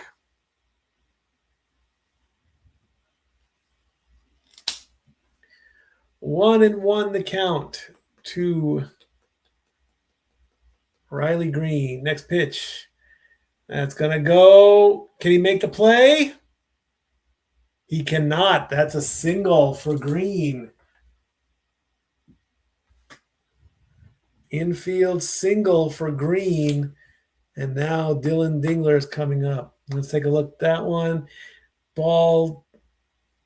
Second baseman just gets a hold of it, but does not make the throw in time. His foot's off the bag and everything. So Easter egg. So the Easter Bunny is very, very tired. His feet are killing him. Bug sees him crying and volunteers to give the Easter eggs to the kids. And, of course, the Easter Bunny reminds him to smile and be happy. First pitch, that's going to go foul. So he approaches this beat rundown house and he finds a kid who is using a gun as a pacifier. And so he gives the child an Easter egg, and the kid smashes it because he's a rotten kid or whatever, saying he wants an Easter egg, he wants an Easter egg. And so Bugs tries to get his way out of the situation. Next pitch, that ball's going to go into right field, and the right fielder will make the catch, and the Tigers only get away with 2 runs as we go to the top of the 4th. So the child is a bit of a spoiled brat, saying that he wants an Easter egg after he ruins the egg that Bugs gives him. And so they start to square off, and they start to fight. And there's a wrestling reference in this.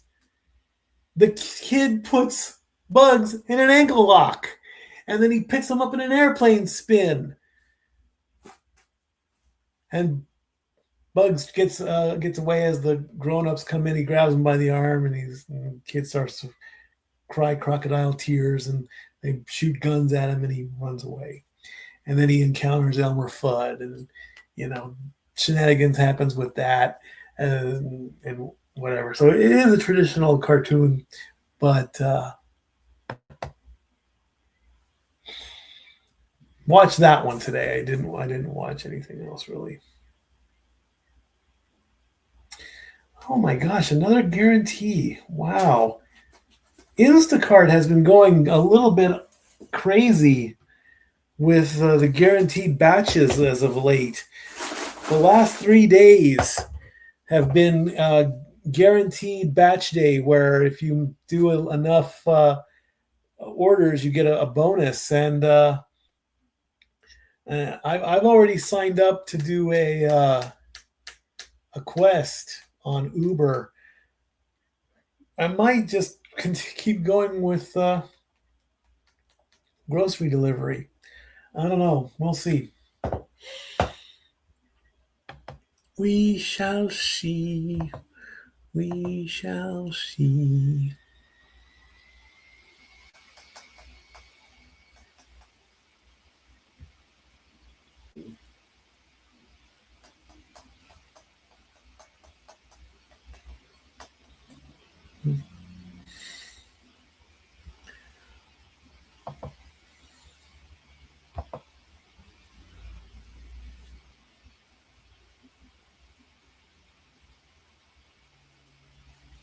So the national championship game will be the Wolverines versus the Huskies. As we go to the top of the fourth, first pitch is a strike to Herrera. Next pitch just gets the upper corner on the inside, and Herrera is already down 0-2.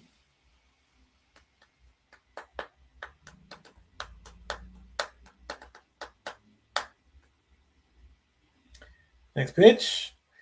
Ooh, that did touch the line. Do we have a challenge? It is called ball. The Cardinals are challenging, and it is a strike.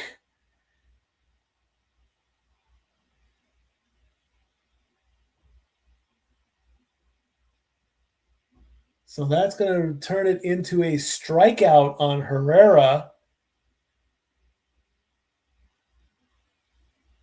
And Dylan Dingler is 6 for 6 as a challenge on challenges.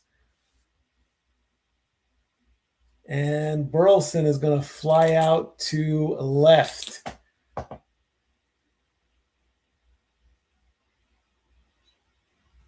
So Herrera gets struck out, and Burleson flies out to left. And that's going to bring up Jordan Walker. So there's another a way ABS can reverse things. It was initially called ball.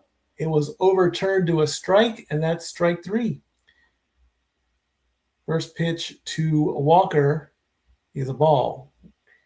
Walker looking like a ninja there with his whole face. All you can see is his eyes and the bridge of his nose.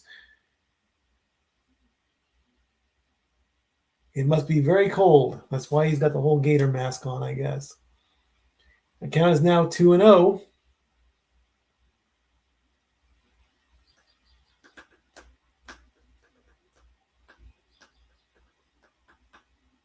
Swing and miss. Strike 1.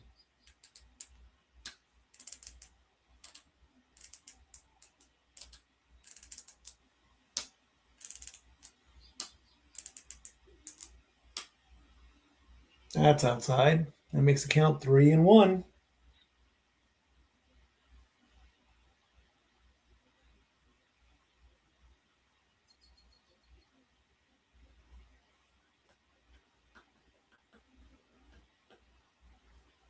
That's a swing and a miss. That's strike 2.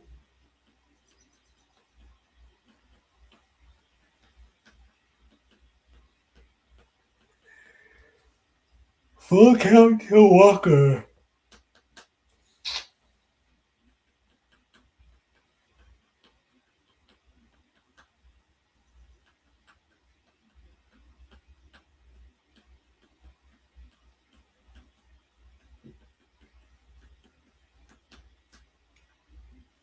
Did he go? Yeah, he went. That's a strikeout. Walker goes down. And we go to the bottom of the fourth.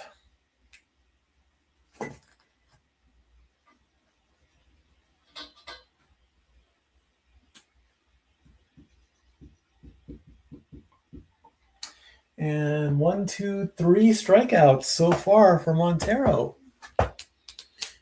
Okay, so we're going to get rid of that one because that's tomorrow. And I want this one to be MLB.com because I want to move this. Buzz. I want that.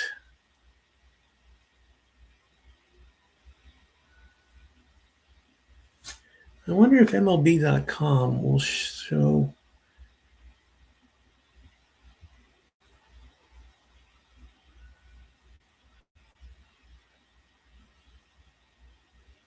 Yeah, it does.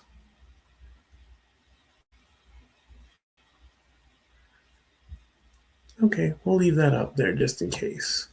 So we'll just scoot that over to there. Right there's fine. Okay.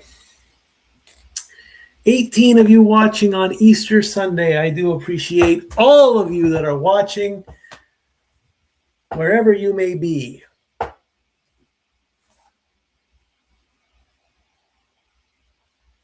Yeah. I could maybe do 6 batches tomorrow. Get a bonus of $70 before I play cards. We shall see.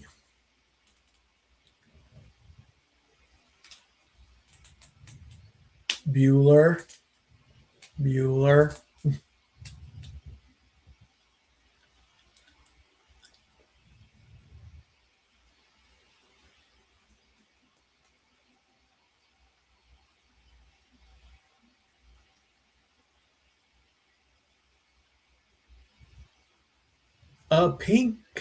A dog wearing pink in a Subaru. Dog tested, dog approved. Cute.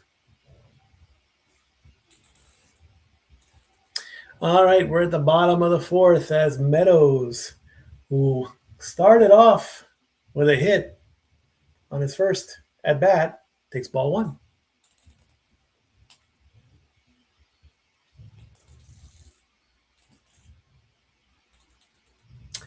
1-0 the count. Got a piece of that one. It's going to go right to the first baseman, who will make the out himself. 1 down.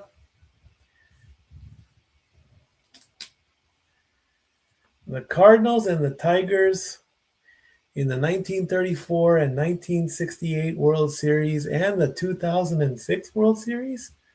Wow.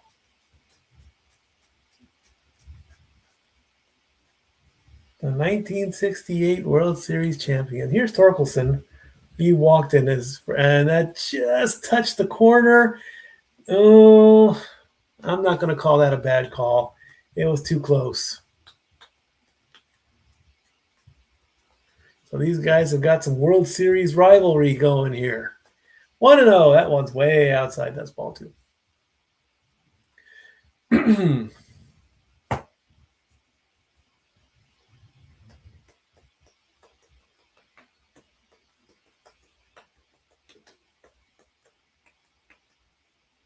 That touches the line. That's called a strike. You had to think about that one. 2-1 the count. If it's iffy, I will not call it a bad call. If it's clear, I will. That's on the line. That's a strike. That makes it 2-2.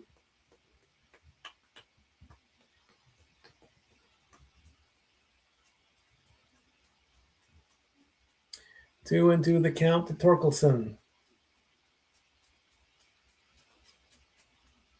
That's way outside. That's a ball.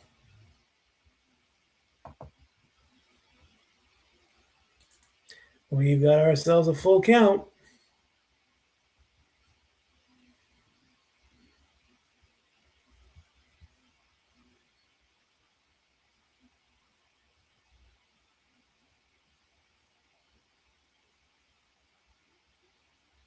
Gets a piece of that one. It's going to go right in. Oh, it's going to go into left field. And we've got ourselves a double. Torkelson with a double.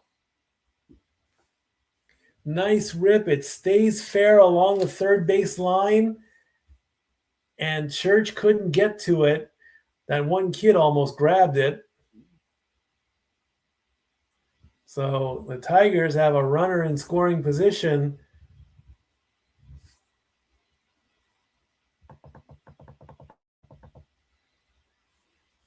As Javier Baez is up to bat. He grounded out in his first at bat. He's 0 for 1. That's way outside. That's ball 1.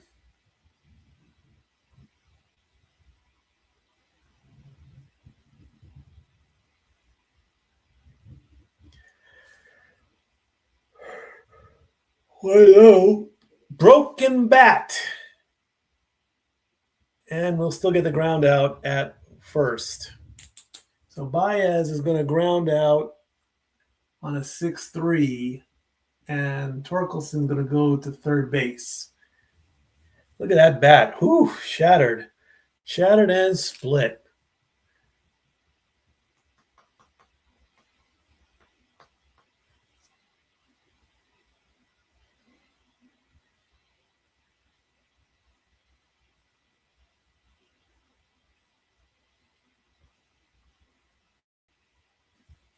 And that's going to bring up Keith.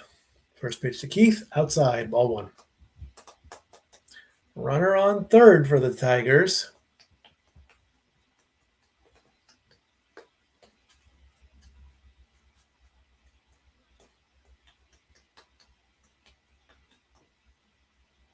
That ball is low. That's 2-0.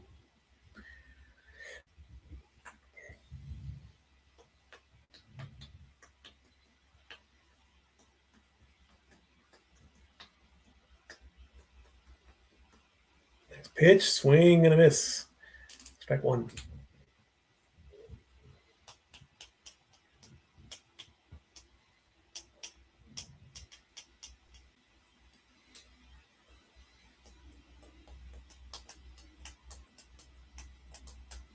Two and 1 to count to Keith.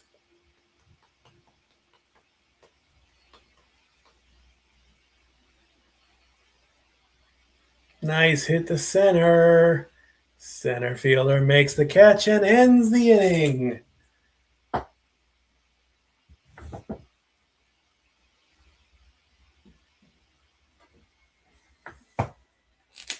We go to the top of the 5th. The game is halfway over. Well, not quite. We've played 4 innings. We're going to the 5th inning. We'll be at the half.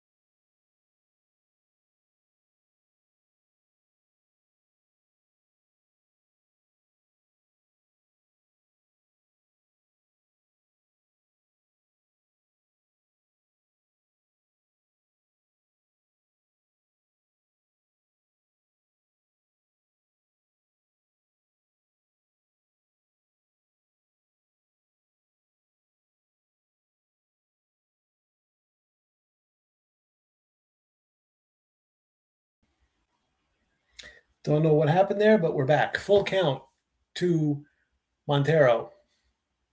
Or Sagis. Full count. Got a piece of it. Foul back.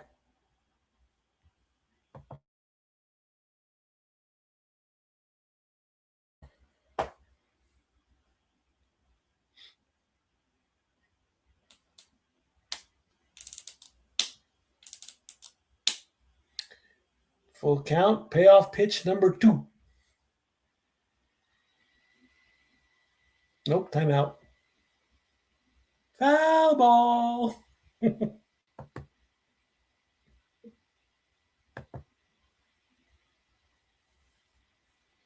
Montero at 56 pitches, and he walks him. Ooh, okay. So some life coming into the Cardinals here as they now have runners on first and second.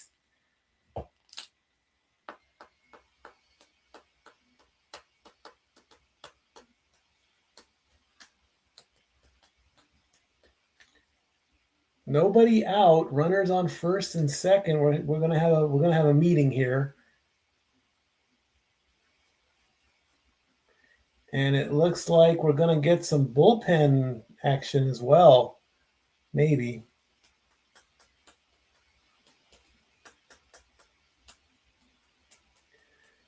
Nathan Church. It's time to go to church. Grounded out in his first at bat. With runners in scoring position. Well, he's got a runner in scoring position. One swing of the bat could change the course of this game.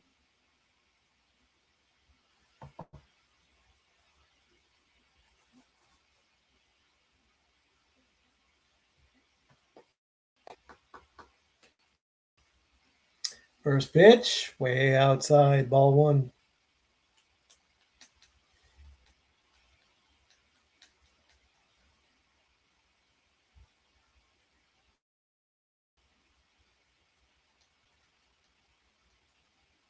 Foul back. 1-1 count.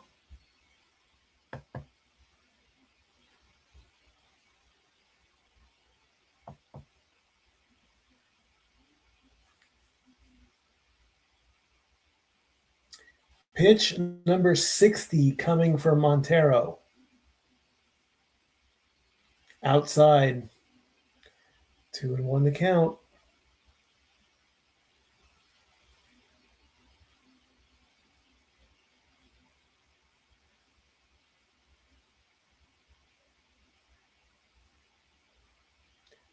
Two and 1. Gets a piece of it. Second to shortstop for the force out at second.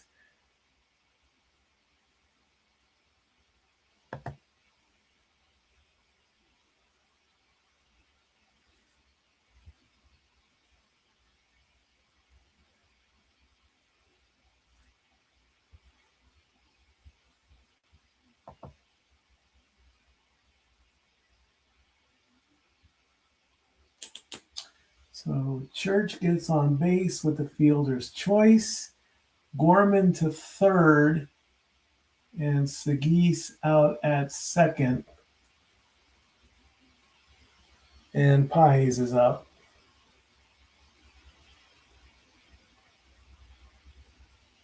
So that was a 4 unassisted. So runners on the corners, and there's some bullpen action going on. And first pitch was fouled away for a strike. Next pitch, that's in there for a strike. That makes the count 0-2. And we call for time. Paez calls for time.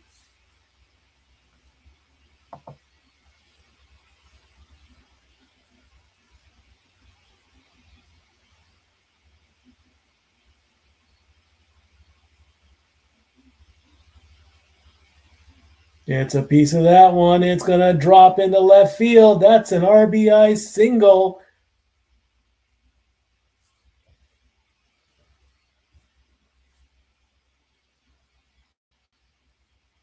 Single to left for Paez, and Gorman's going to score.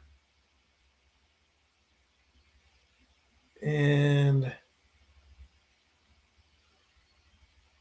so Church goes to third. Page's on the single. And this was a 4-6 ground out. And we have a pitching change. Montero is done for the night.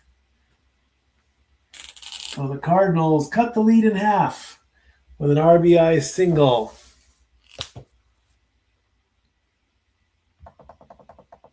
And Emmanuel De Jesus is going to take Kiter Montero's place.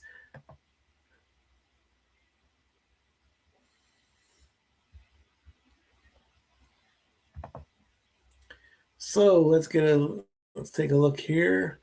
Montero, 4 1/3 innings pitched, giving up 3 hits, 1 run, 1 walk, 3 strikeouts, 63 pitches, ERA 2.08. And also, this is the 3rd game I've called this season.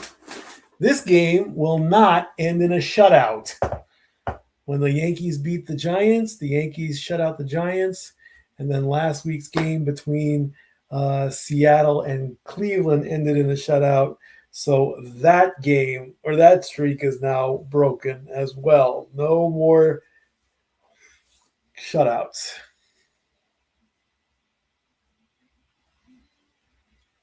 And I don't know why I got kicked off.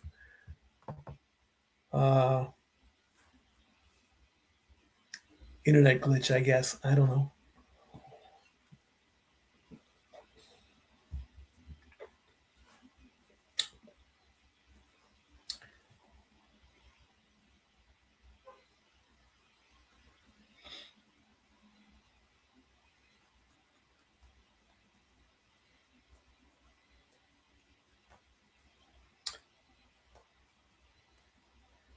And we were going to show bunt on that one, but it is a strike.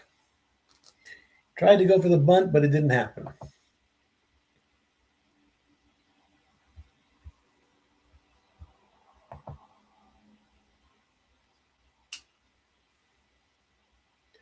Should we try again with the bunt? Why not? There's only one out. Yep, he's showing bunt. Lays it down. And we have a successful bunt, though. That's going to be a fielding error as well. So the Cardinals are going to tie the game. And we have runners on second and third now. The bunt worked.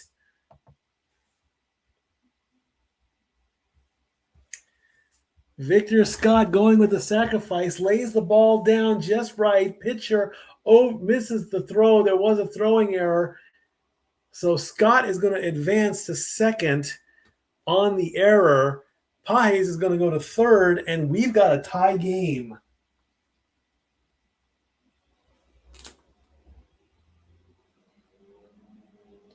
So Church scores. Pages the third. Scott on a sacrifice and an error gets him to first. And that's going to bring up, wait a minute, Scott's on now. Well, that's not Scott. That is the top of the lineup, Weatherholt. Thank you, Peacock, for getting that right. So we now have a 2-2 ball game. JJ Weatherholt is 0 for 2. The count on him is 2-0. And that one's foul back.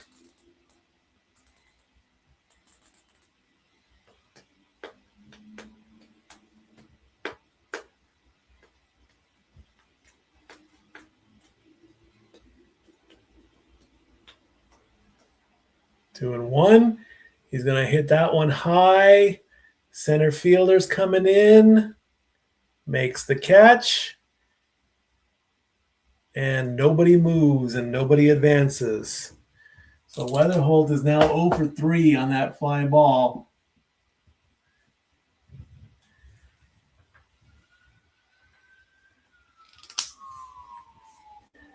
Ball came right to the catcher to make the stop. So 2 down, all tied up at 2. And here comes Ivan Herrera to possibly give the Cardinals the lead. Base hit will do it. All you need is a base hit. That ball is low, ball 1. He's 0 for 2. He fouled out and he struck out.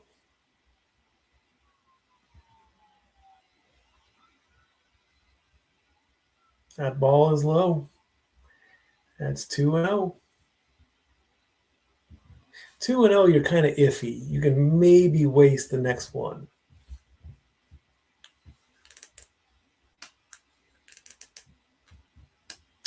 The 2-0 count to Herrera.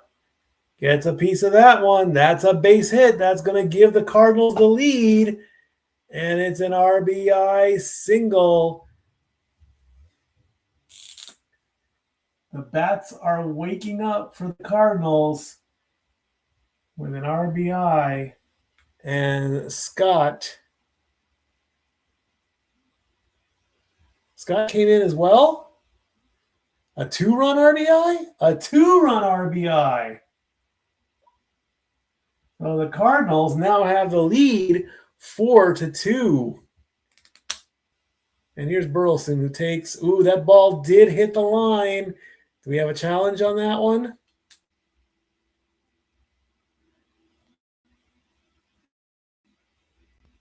Yes, we do. It was called ball. I saw it hit the line. Yep, that's a strike. That's a successful challenge.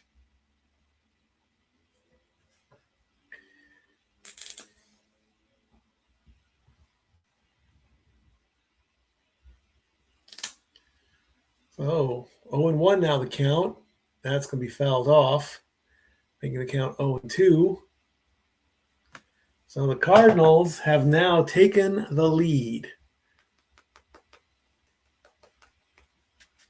Alec Burleson is flied out twice to center and left. Got a piece of that one. That's going to go foul. Have a baseball. Even if a Cardinal did touch it. Alec Burleson, 0-2 is the count. With the Cardinals leading by 2.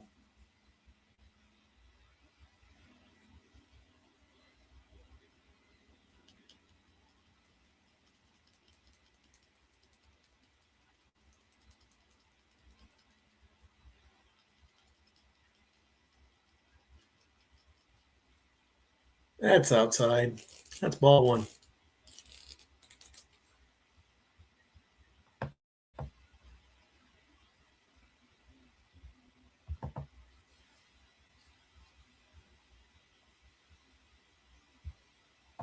One and 2 gets a piece of that one. It goes to the shortstop who slides, throws it to first, and ends the inning. But the bats wake up for the Cardinals as not only do they tie the game, they take the lead with a 4-run inning. And now we can officially say the game is halfway done. Go to the bottom of it.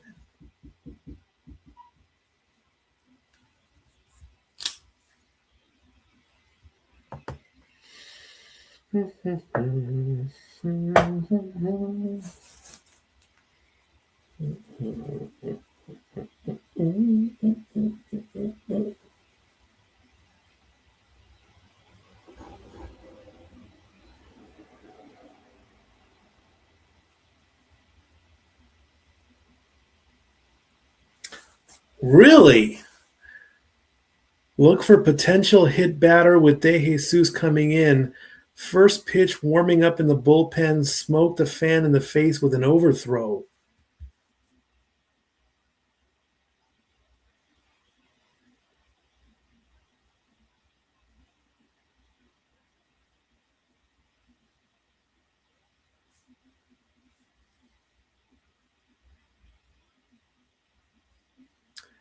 I hope the fan is okay.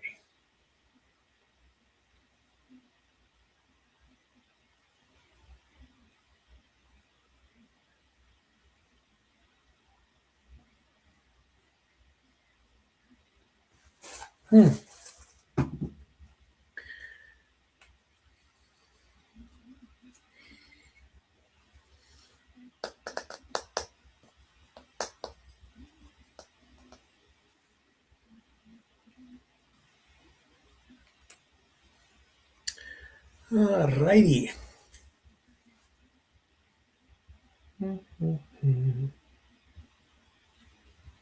How's everybody doing? Make some noise.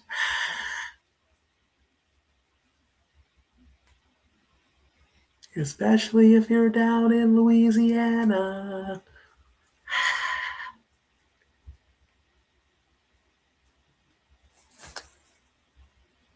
Belly up to the bar, boys. All right, bottom of the fifth with the Tigers down by 2. First up is McGonigal. That ball is outside the corner for ball 1. He walked and struck out. That's a strike. That's a foul, actually. Foul tip is a foul.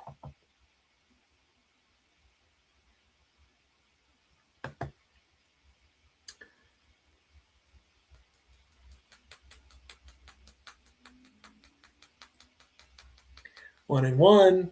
Gets a good swing. It's going back, and the center fielder holds off the right fielder and makes the catch. He's saying, nope, I got this. Well, he got it. One away.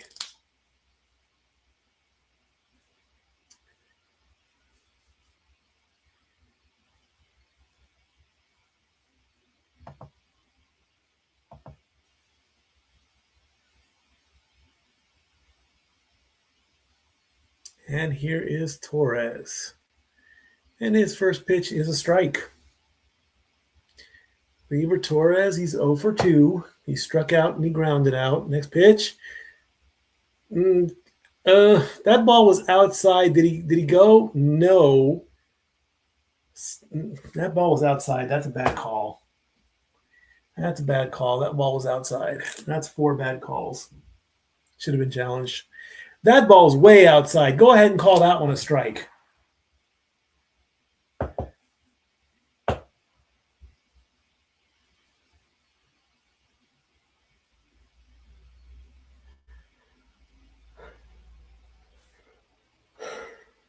That one fell back. That's going to make the count 2-2.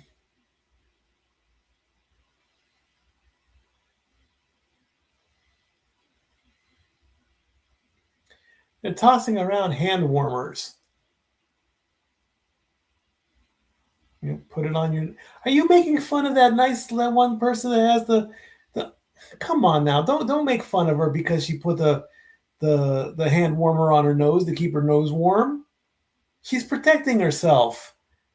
Gleyber Torres gets a piece of that one. It's going to go to right field, and the right fielder makes a catch, and that makes 2 away. Were they seriously doing that? I mean, it's cold in Detroit, okay? You got to protect yourself at all times, and so they showed a fan in the stands with a hand warmer on her nose to keep her nose warm. Because let's face it, if your nose gets cold, first pitch to Carpenter is a ball, you're susceptible to catching a cold or the flu or something. So she was protecting herself, and it looked like when they did that shot of the team in the booth, it looked like he was making fun of her. That just touches the corner. We have a challenge on. Yes, we do. We have a challenge on that one. It looked very, very close on the corner. It's a strike. So that is going to be upheld. That's going to cost the Tigers a challenge. So that's going to keep the count at 1-1. Each team has one challenge left. Not a bad call. But see, you gotta protect your nose. That's a swing and a miss on a low ball. That's going to be strike two. I praise that fan who was shown with the hand warmer on her nose to keep her nose warm. Your nose gets cold, you could easily catch cold. You get the sniffles and everything. I mean, unless you have like a bandana or a neck gaiter or something like that to keep from catching cold. 1-2, that ball is low. Of course, I'm also hoping that I'm wrong.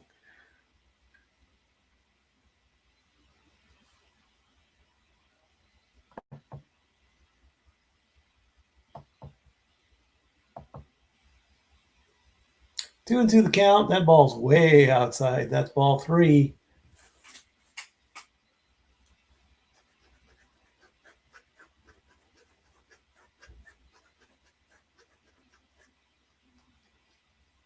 Six full counts for Leahy or Leahy. And that ball's outside, and that's ball four. And Carpenter is going to walk. Carpenter is on base. And here comes Green. So Green is now the tying run. And it looks like the catcher's going to come over and have a meeting.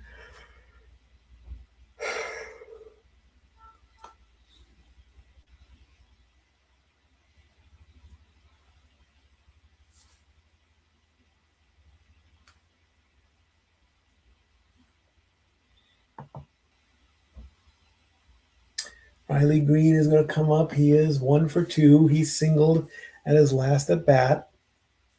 Grounded out his first at bat. And the Cardinals have George Soriano in the bullpen. There are 2 outs.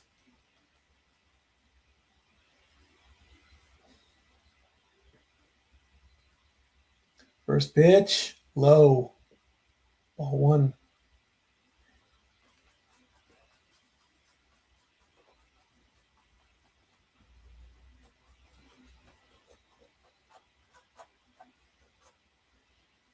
That ball low. That's 2-0.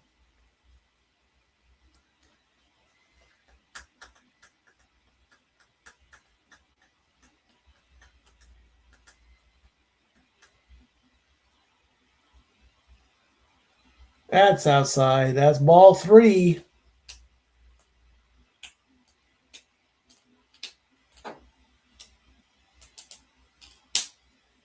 As Soriano is still warming up, so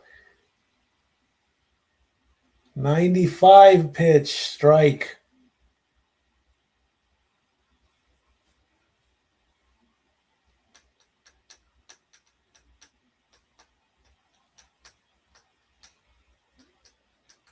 Three and one the count.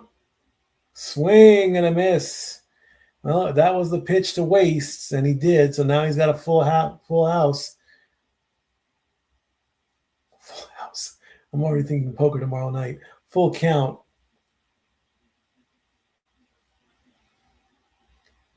Payoff pitch. Pitch number 97. Got a piece of that one. Will it drop? No, the center fielder makes the catch and ends the inning as it flies out, and the Tigers strand. We go to the top of the 6th. I did have something planned. I don't remember what it was, though. Oh, well.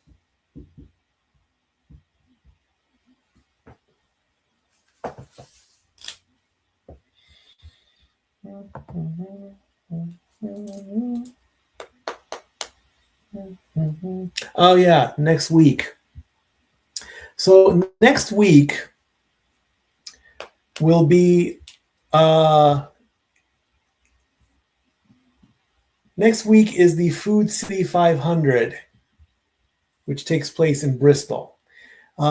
James and I, we've briefly talked that we want to call the race.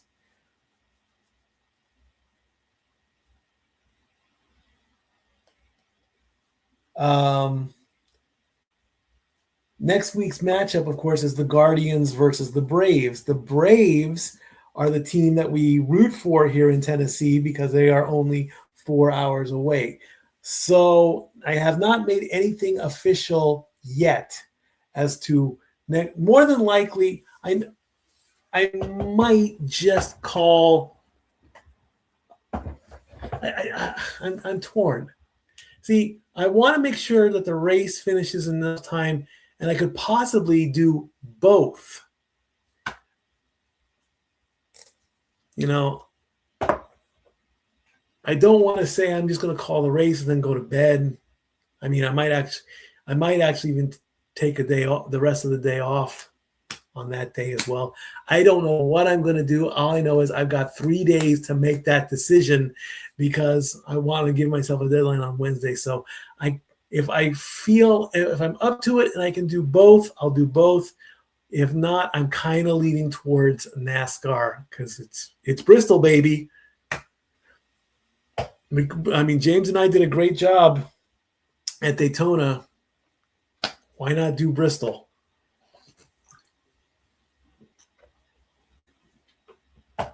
And honestly, the way the schedule falls, the Braves get the next 2 games. First pitch is a ball. They have the Guardians next week, and then the Phillies the week after that. Then I come back 4 days later and do the draft.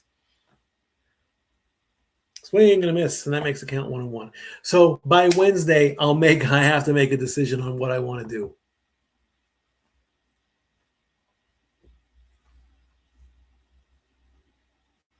That ball just hits the bat and goes foul. 1-2. I saw Ford Field in the back there. There's Coach Campbell and A.J. Hinch, the Lions and Tigers. All we need are the Bears. Oh, my. Ford Field. Didn't they host a WrestleMania?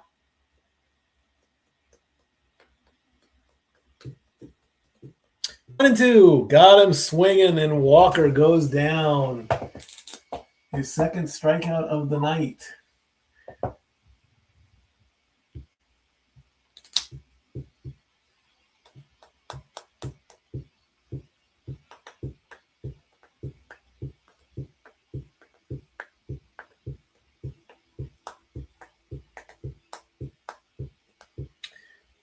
First pitch to Gorman is in there for a strike.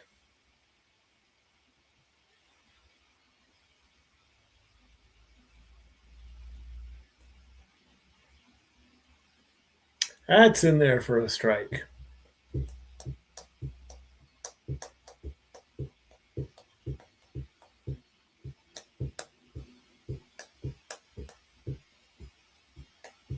Down 0-2. Cardinals up 4-2. That ball is in the dirt, and the pitch clock got very low on that one. I have not seen a pitch clock violation lately. 1-2. Ball makes contact, just gets past the pitcher. Can he get the play?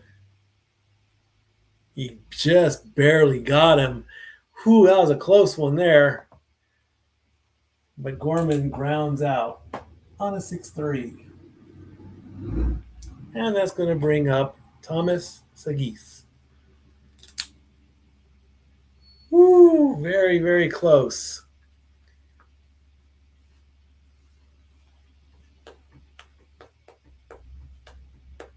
First pitch is way high and way outside.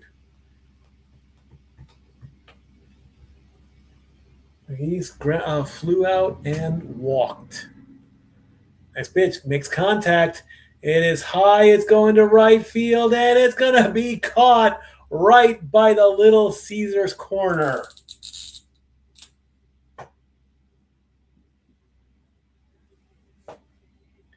And that is going to end the inning. Walker, Scorman, Sagage. 1, 2, 3 up and 3 down. So what, if they get a home run in the right corner, does anyone get pizza?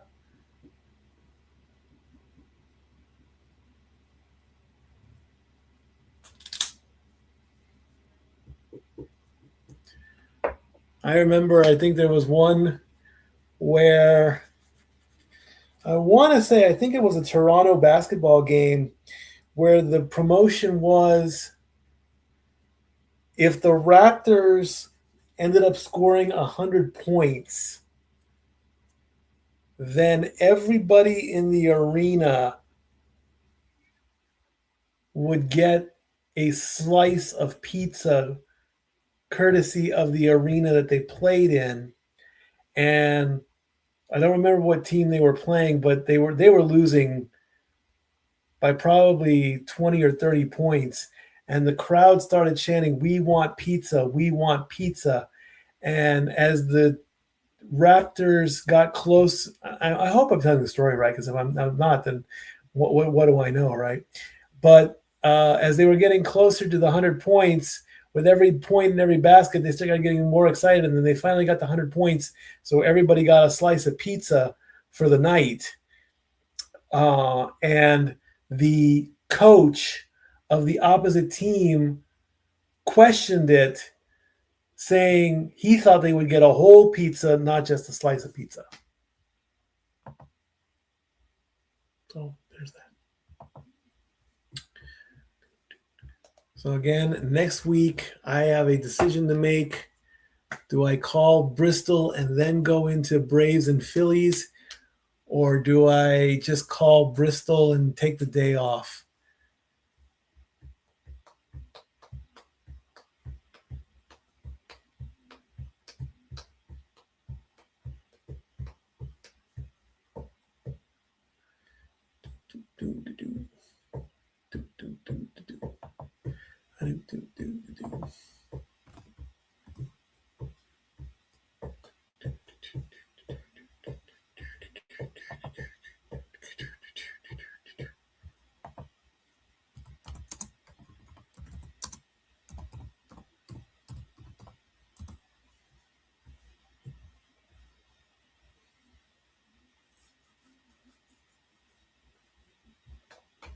All right, first pitch to Dingler is low and outside.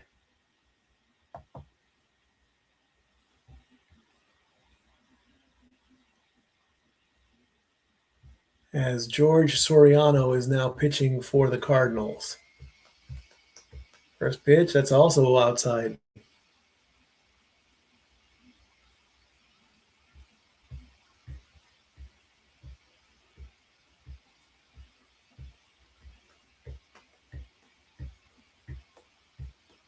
Two and 0 the count.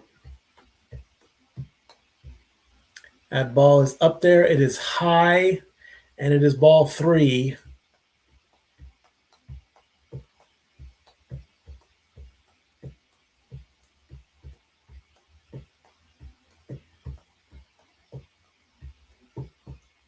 Three and 0, plenty of pitches to waste. That's in there for a strike.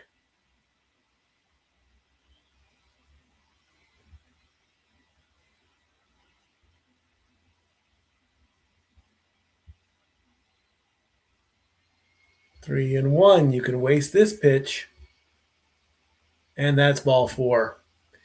And that's going to put Dingler on base with a walk.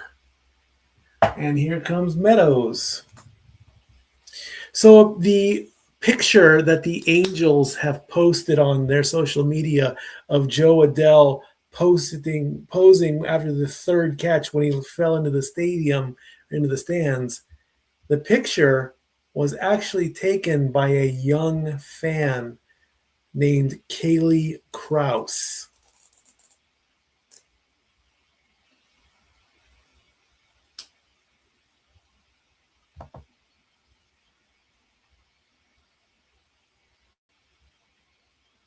Trying to confirm that one.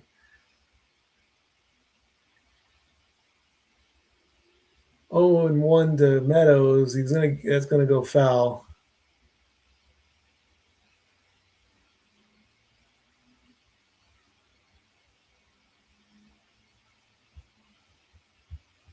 Is it a Young fan? I want to make sure I get that. I said it was Young.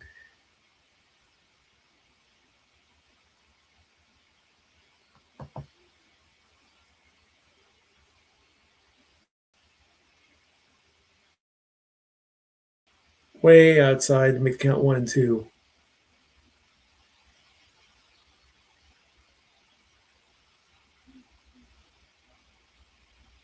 Well, not much is known. I said Young fan. All we know is Kaylee K or Kaylee Krause is the one that got that picture and submitted to the Angels. That ball's going to go foul. So I apologize. I do not know the age of that person. I should get more stuff out there. All right, 1 and 2, the count to Meadows with a runner on first as the Tigers are trying to come back from a 2-run deficit, and that ball's going to go foul.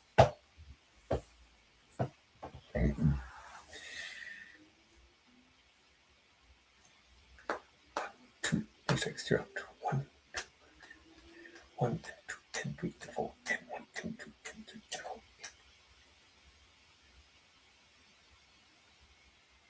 1 and 2, the count to Meadows. Here it comes. Got a piece of that. It's going to go into right field. That's a base hit. And we're going to have a single. That's going to put runners on the corners. Dingler goes to third. Meadows gets his second hit of the night. And that's going to bring up Spencer Torkelson.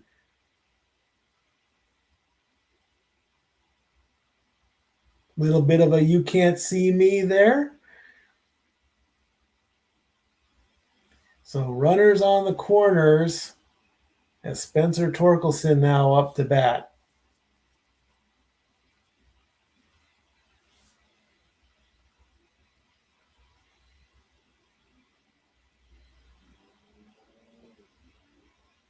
First pitch sinks in there for a strike. Torkelson did double at his last at bat.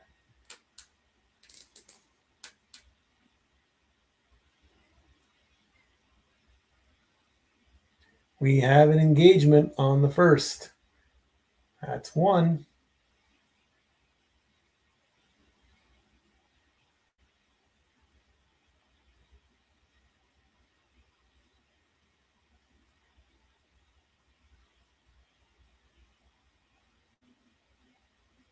Meadows is going, and he is safe with a stolen base. So now the Tigers have runners in scoring position on second and third. A base hit could tie the game. A home run will give the Tigers the lead. 0 and 2 is the count.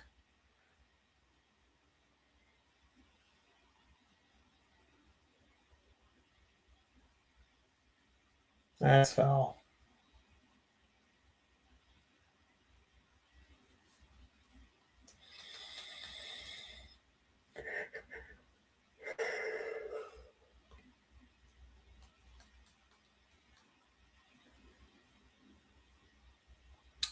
Oh, and 2 to Torkelson. Oh, way almost in the dirt there. That was definitely blocked.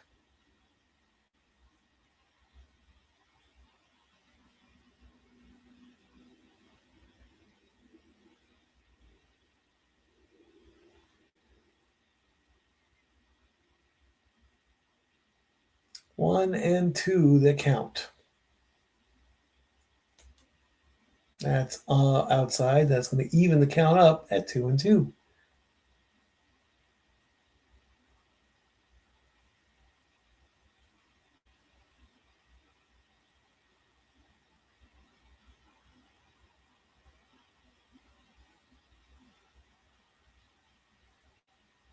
Outside, did he go? No, he didn't go. And that's going to make the count full. Let's see. Ooh, he pulled it just in time. So we've got a full count. Runners in scoring position.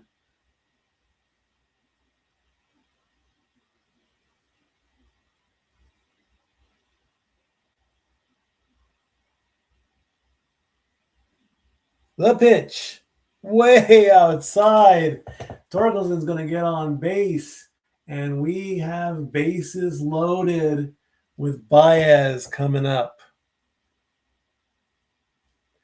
Javier Baez is 0 for 2. There are no outs, friends. Here is your scenario. We're going to have a quick meeting here. He's going to tell him to calm down.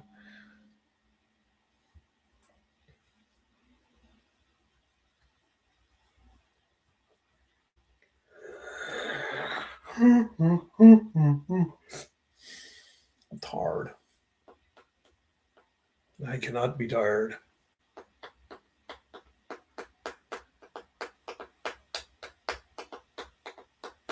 As the Easter unicorn in the stands is trying to get the crowd going. The Easter unicorn. Yeah. All right, first pitch to Baez. Gets a piece of it. Will it drop? No, the right fielder makes the catch, and he's going to try it for the play at the plate. And he is in there in time. So the Tigers get one back on a sacrifice.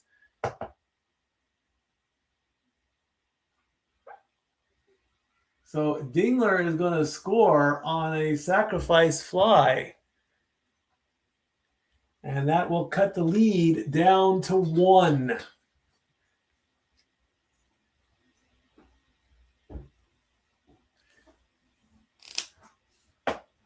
And it looks like we are going to have a pitching change.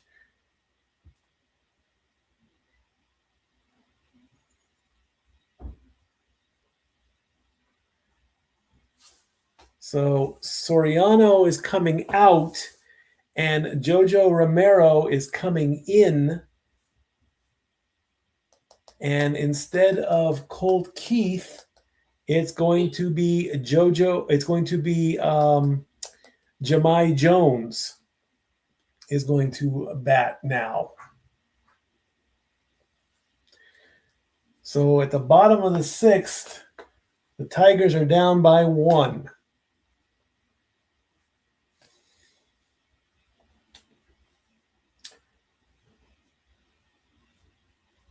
And Jones is coming in so we can put Jones up there. A stat girl approacheth.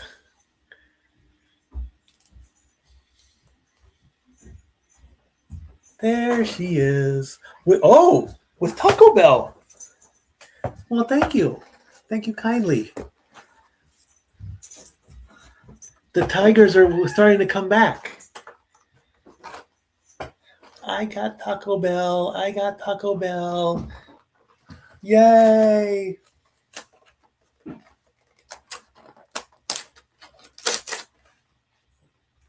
No, we're not doing that. That's not polite. No, we're not doing that. Bad stat boy.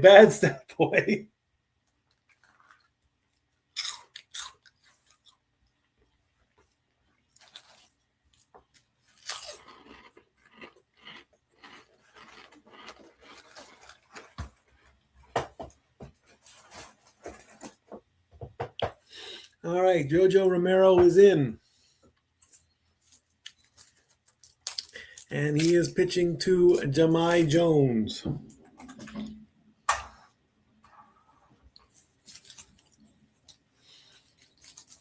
First pitch.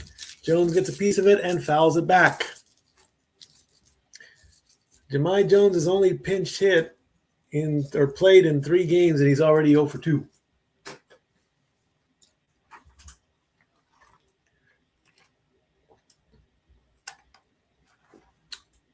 Next pitch.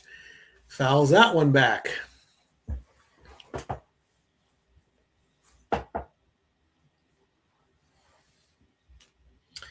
Runners on first and second. Tigers down by 1, 4-3, and an 0-2 count.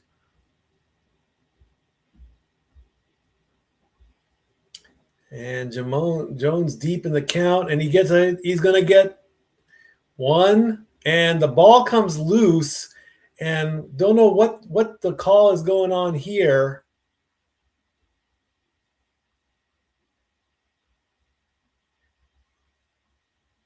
So there's the catch to get the force out at second, but then the ball comes loose, and I don't know what the umpire was calling.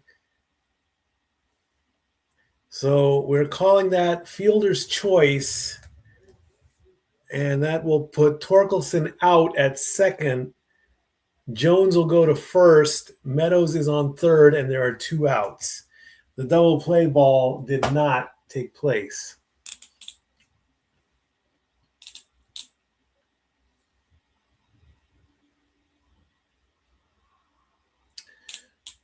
And first pitch is a ball. So Meadows is on third.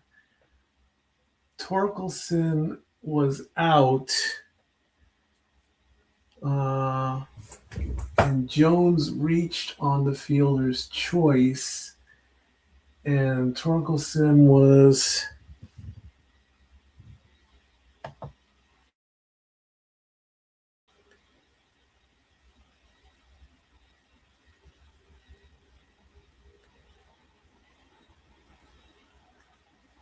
second baseman to shortstop.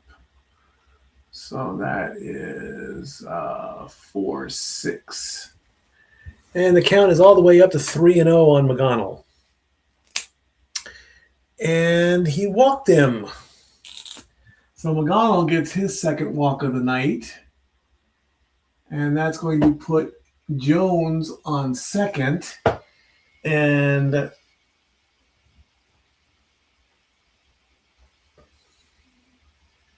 Meadows is on third. So the bases are loaded with 2 outs. And here comes Torres. First pitch is right in there for a strike.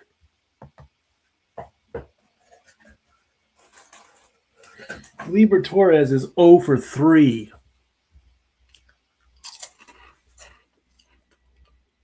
That's outside for ball 1.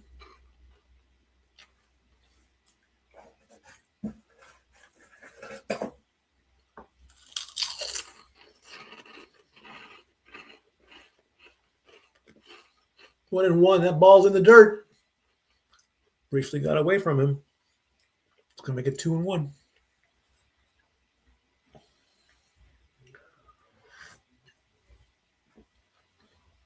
Lieber Torres, with bases loaded, does have 2 grand slams.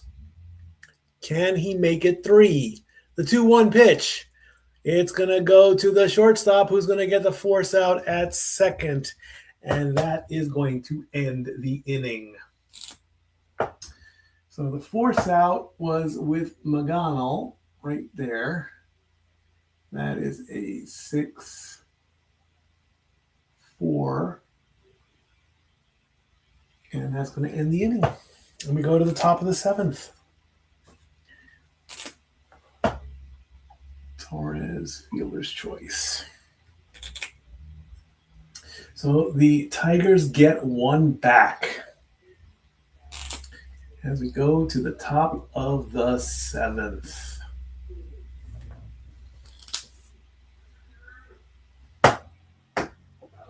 I've got a Lux box for dinner.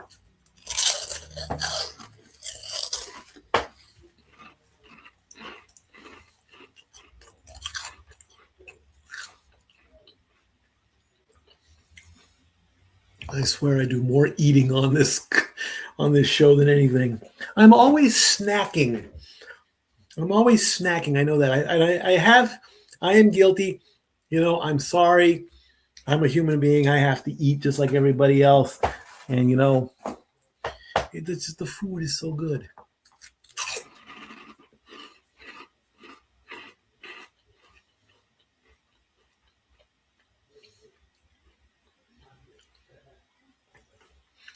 It's also weird. I have like a protocol when it comes to eating fast food. Okay. Now, my go-to for McDonald's, Burger King, Hardee's, Carl Jr., any place you can basically get a burger and fries, I go for the fries first. Always go for the fries first. Then I eat the burger, drink my drink, and if there is any version of the hot apple pie turnover, McDonald's used to be the crispy, crunchy ones. They used to fry them before they would bake them, because now they bake them. And my go-to is dessert for that is the apple pie as well. First pitch to church is in there for a strike. So that's my go-to. It's like burger, fries, drink, apple pie. Next pitch in there is low for a ball. Chocolate chip cookies are a backup. So, it's eat the fries, eat the burger, drink the drink, eat the dessert. With Taco Bell and the Lux boxes, as the next pitch gets fouls away, they have the cinnamon twists. It's usually the cinnamon twist, the soft taco, the chalupa, and the burrito. So it's like the cinnamon twists and the soft taco are the appetizers. Swing and a miss, and down goes church for strike or for out number one. That's kind of like the appetizer, and the burrito / chalupa is the main course with the drink in between. Taco Bell does have the empanadas, but I don't really eat those very much. With KFC, next batter up is Pajes, who singled and scored a run. His first pitch is fouled back for strike one. With KFC, it's always the fried chicken, the mac and cheese, the biscuit, and if I'm in the mood for an apple pie turnover, I'll get it. But it's not I'm more Connor Siebold is in the bullpen for the Tigers. Next pitch does touch the line. That is a strike, and that is 0-2 for Pajes. So, the chicken is the main course. The appetizer is the mac and cheese. My drink is my drink. That pitch is low, and that's 1-2. And then for me, the dessert is the biscuit, if I don't get the apple pie. Subway, that's, of course, a sandwich.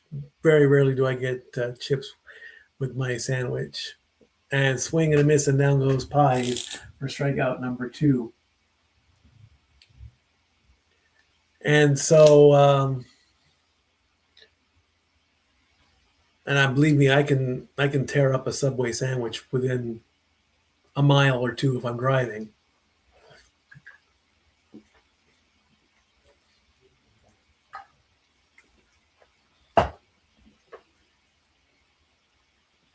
Strike one sent to Scott. De Jesus has retired the last 6 batters, 6 in a row there. And will it be 7 as we go to the left fielder? And yes, they make the catch. And the Cardinals go down 1-2-3 as we hit the 7th inning stretch.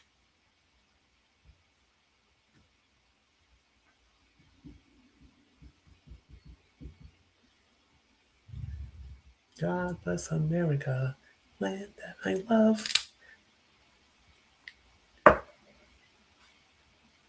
Chick-fil-A. The fast food restaurants that I consider like splurging, Chick-fil-A, Panda Express, Chipotle is in there. Excuse me. What else?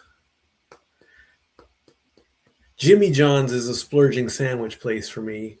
I don't know why Jimmy John's is better than than Subway for me. And you can throw in Jersey Mike's as well.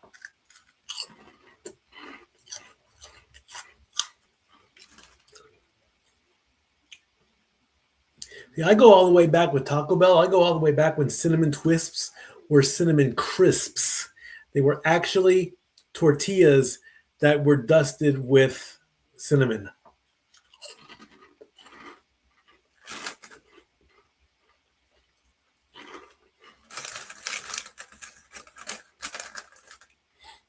Pork rind.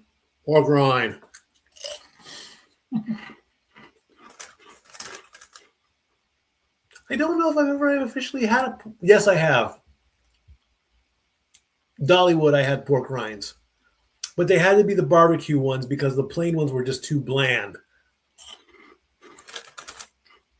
I had to have some kind of flavoring, and I got the barbecue.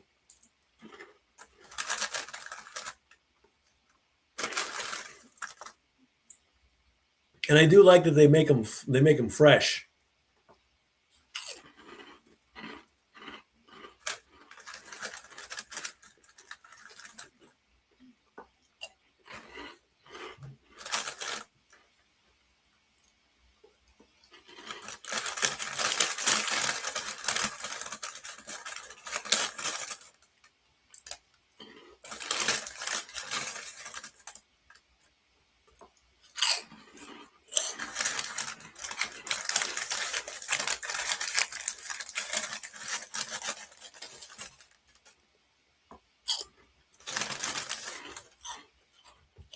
Bobbleheads.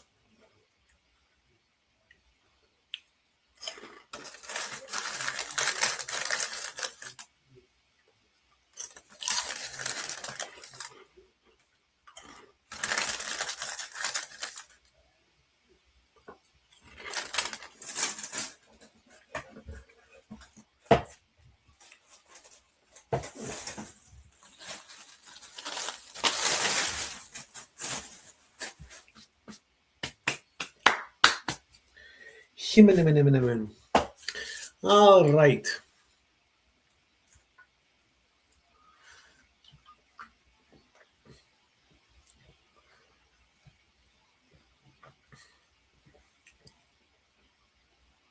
I also think it's going to be very weird with Sunday Night Baseball on Peacock and the playoffs will be on Fox. And the only time I watched baseball on Fox was when the Dodgers were playing. Then the Angels went to FS1. All right, bottom of the seventh. Tigers down. First pitch, first swing, and that's going to go right to the right fielder.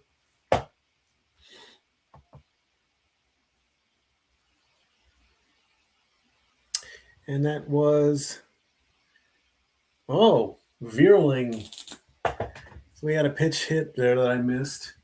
So Vierling pitch hit for Carpenter, and he flies out to the right fielder, and that brings up Riley Green, who swings on his first pitch, and that's strike one. And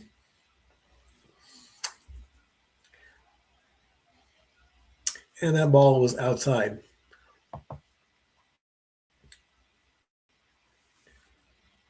So Matt Vierling came in to replace Kerry Carpenter. And now Riley Green is up, and his count is currently at 2-1.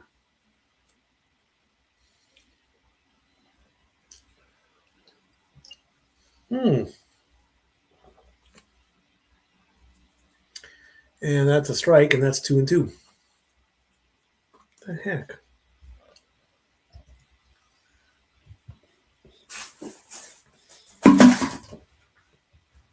I do drink a lot of soda. Swing and a miss. And that's going to strike out Green for the second out. And now comes the ABS Challenge champion, Dylan Dingler.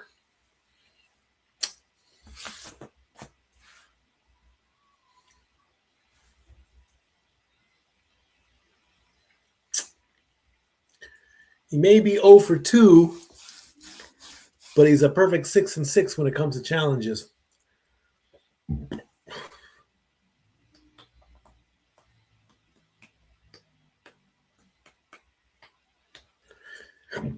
Excuse me. First pitch is in the dirt.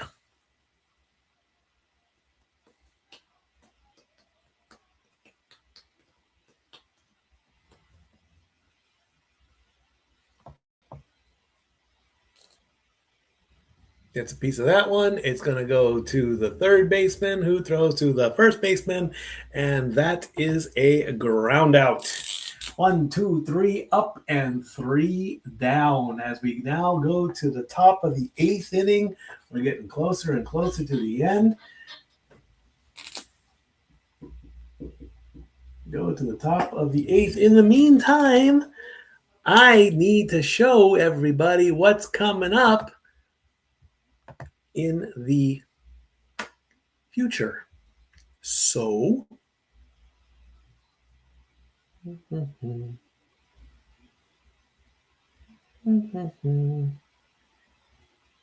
take a watch at this. And now for a taste of things to come.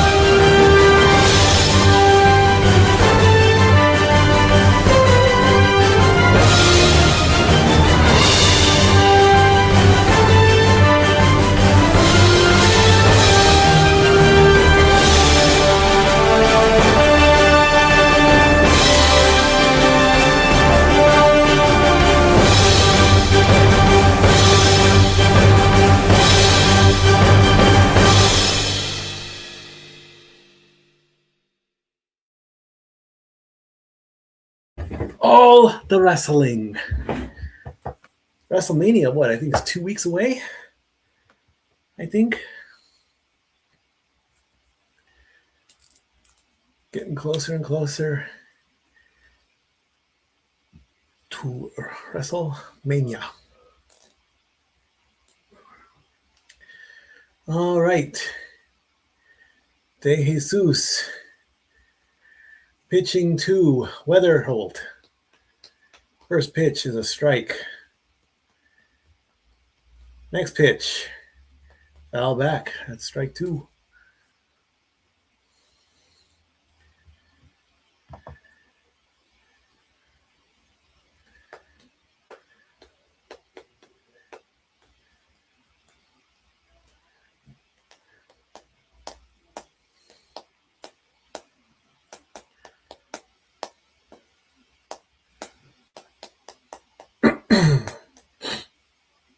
That's in the dirt. That's ball 1.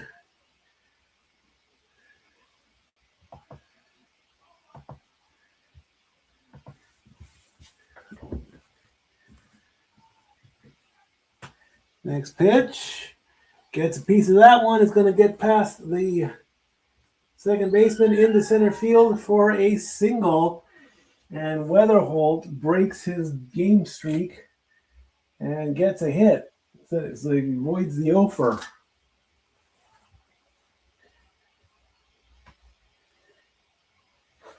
Goes past the shortstop. I always get the shortstop position of the. He looks like he's doing the Falcon Arrow thing there. And it looks like De Jesus is going to take a walk. And we got a pitching change.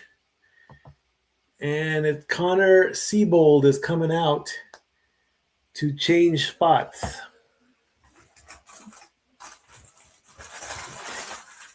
that the chalupa? No.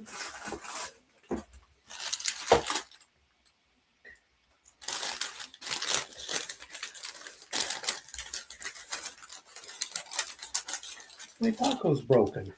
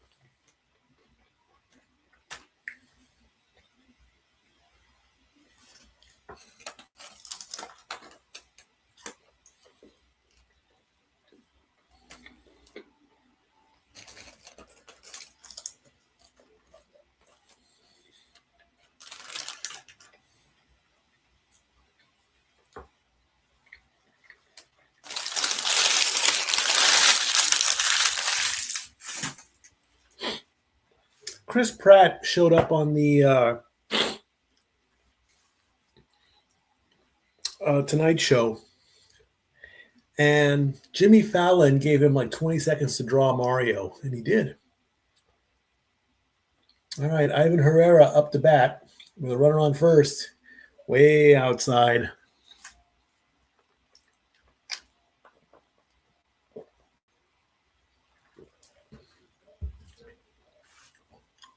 Ball one.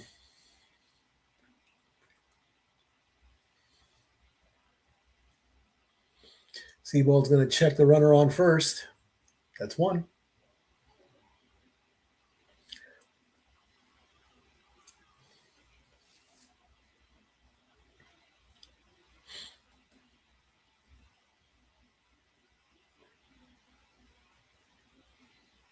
Way outside.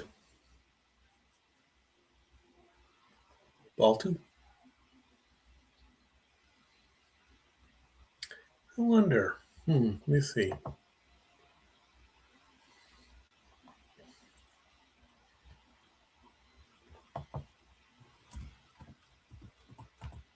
Way outside, ball three.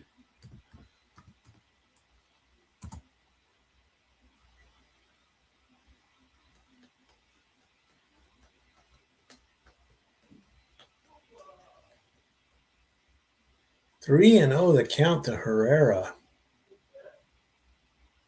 Way outside, and that's a walk.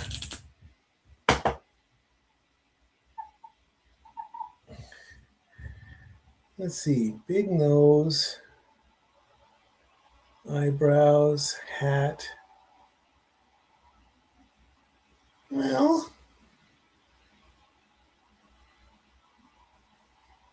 I wonder if I can do it.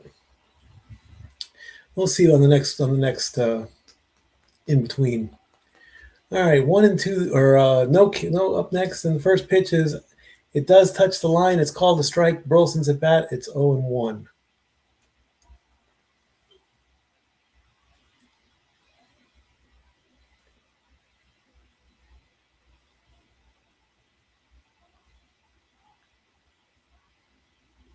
Swing and a miss, and that's strike one. It looks easy enough to draw. I mean, it's not. His face isn't. It comes to a small point. I don't know. I'm tempted. Gets a piece of that one. It's going to go into center field, and the center fielder makes the catch, and the runners will stay put. What if I go, let's see, sketch, Mario, step by step.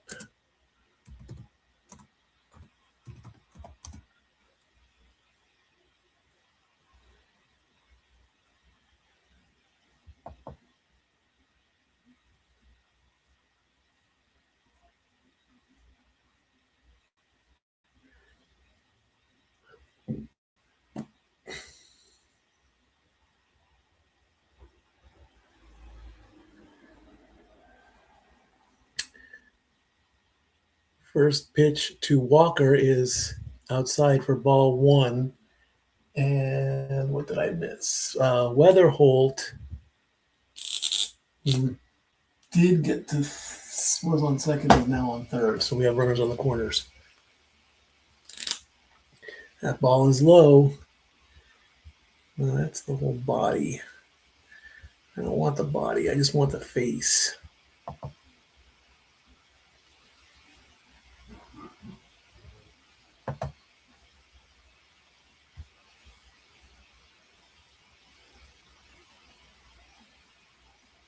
Outside.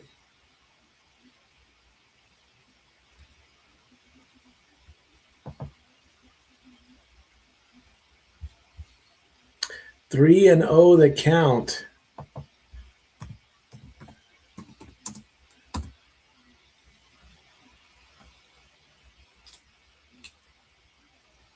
That is on the line. Oh, that was a bit high. Too iffy to call. It was called a strike.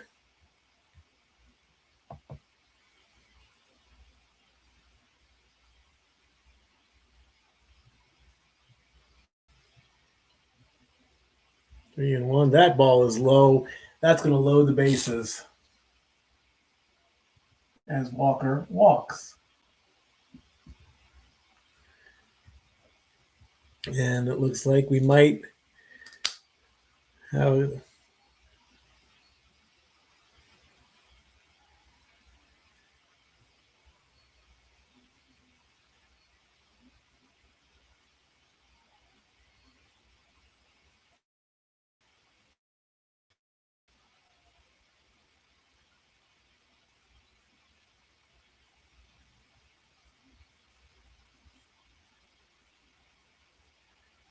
begin the easy Mario face drawing outlined by drawing a large oval for the nose. Draw two more ovals on top of it, partially hidden by the first. These are Mario's eyes. Seabold's going to stay in with bases loaded. One out. And the Cardinals up by one.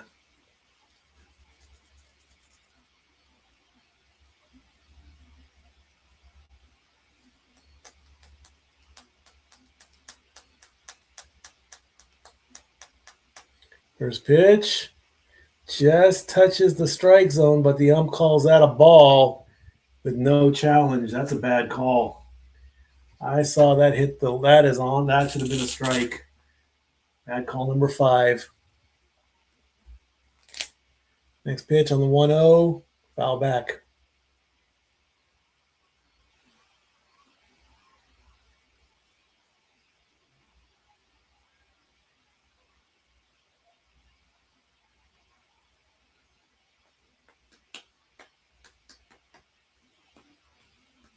Each team has one challenge left. That's low. Ball 2.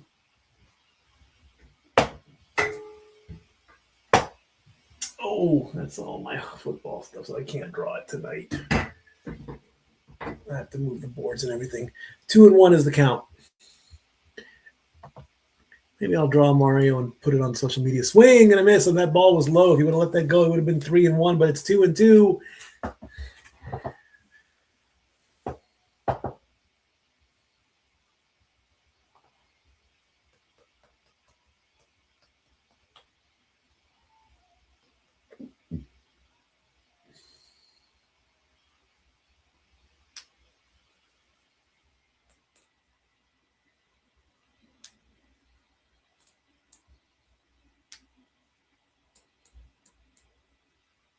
Outside, ball 3. Will this be our first walk, which turns into a run? Will there be a challenge, perhaps? If the call is bad. Payoff pitch for Seabold with the bases loaded. Gorman gets a piece of it. It's going into the left field. Left fielder is going to make the catch. And there is a tag. So it will be considered a sacrifice for Gorman. and that will score Weatherholt, but nobody else moves. So the Cardinals get an insurance run, and they now lead 5-3.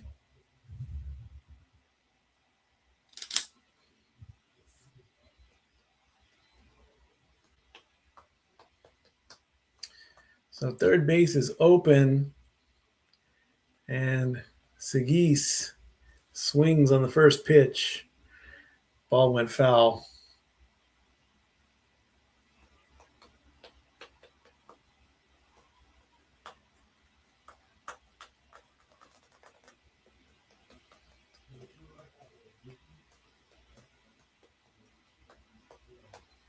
That's a swing and a miss. That's strike two.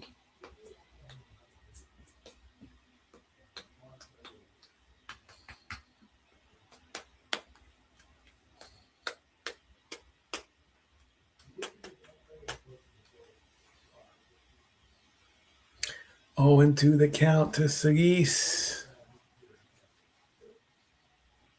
Had to flinch on that one. That ball was outside.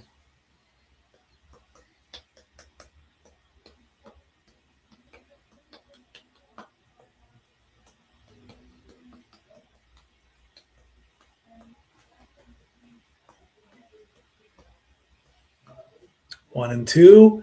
Swing and a miss. Seguis goes down and ends the inning. And we go to the bottom of the eighth with the Tigers down by 2.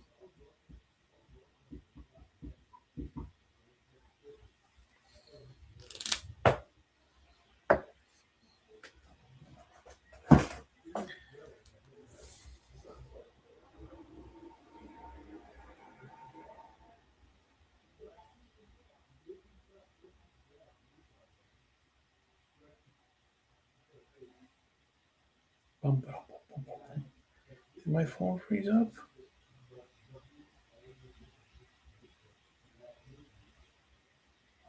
No, my phone didn't freeze up.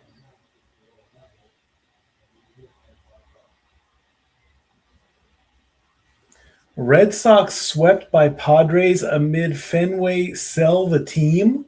What?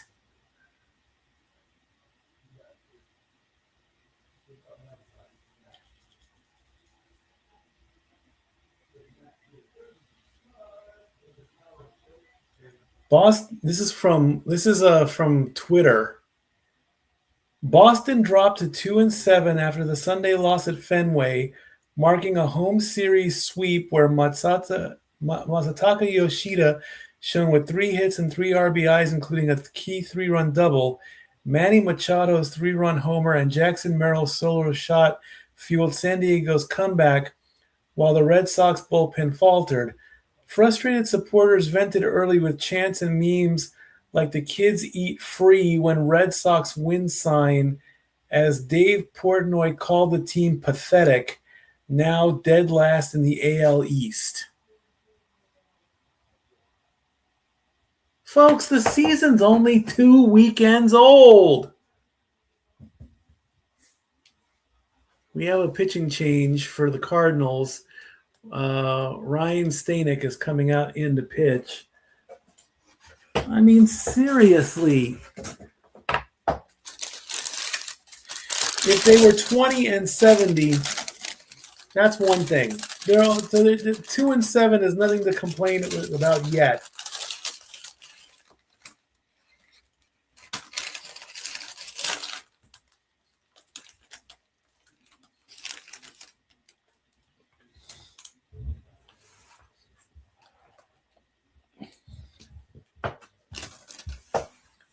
It's like saying if the Angels lose the first game of the season, the series is over and that's it. First pitch to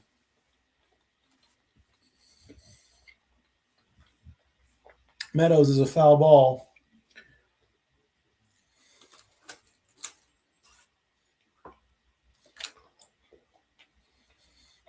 It's too early to tell. Next pitch is foul, tipped, and striked.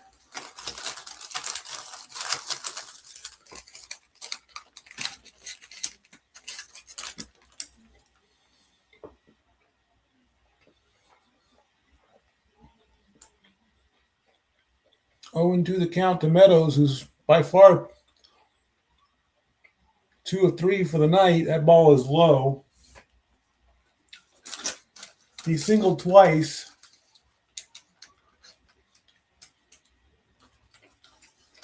One could say going 2 for 3 is better than a home run. You could say that. Next pitch, low. Evens the count at 2-2.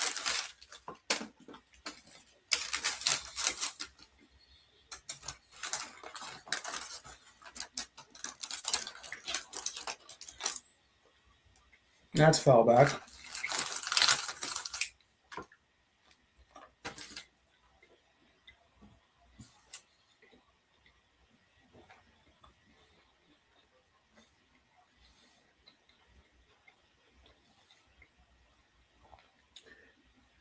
It's a piece of that one. It's going to go into shallow center and makes the catch. Shortstop caught it in center field.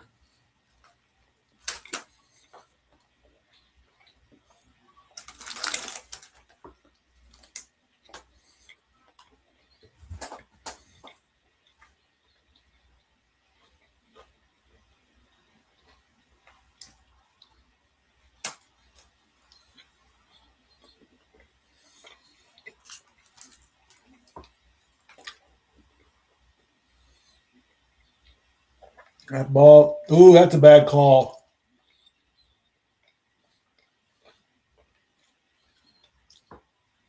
That ball was outside. I don't think it touched the strike zone. I'm called that a strike. That's a bad call.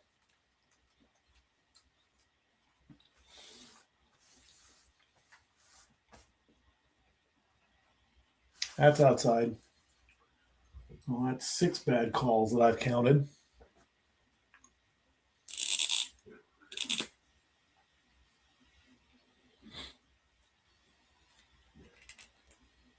One and one, swing and a miss.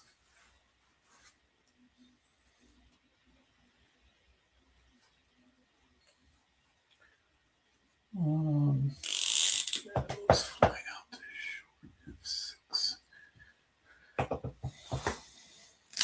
That ball is high. That's going to make the count 2-2.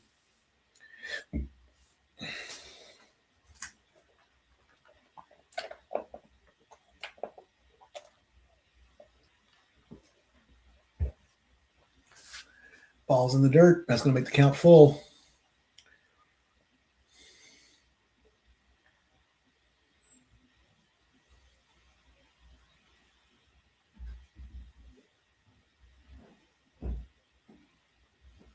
Full count to Torkelson with 1 out. Fouls that one back.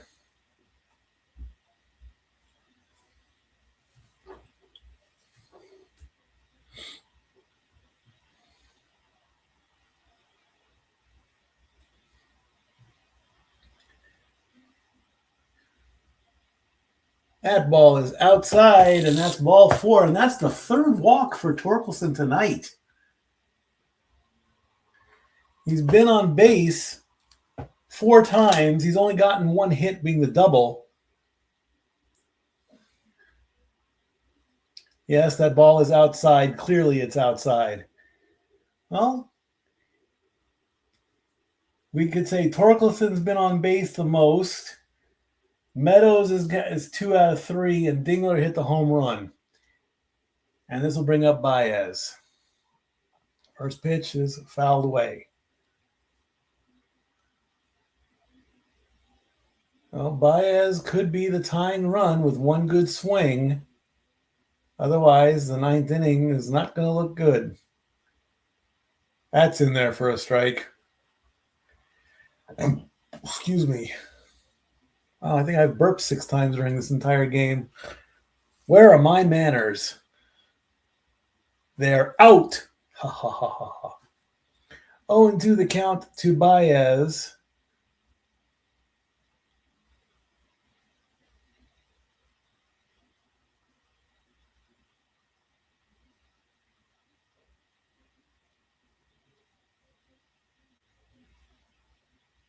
That's in the dirt for ball 1.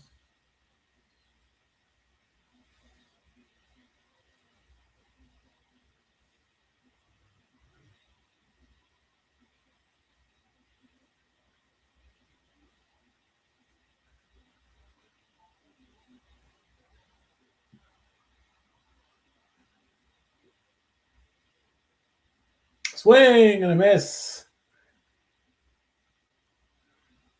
And that is a strikeout for Baez. So we go back up to Jones at the top of the lineup.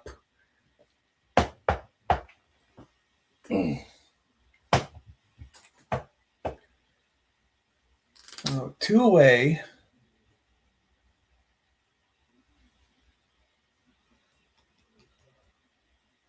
And that's going to go foul.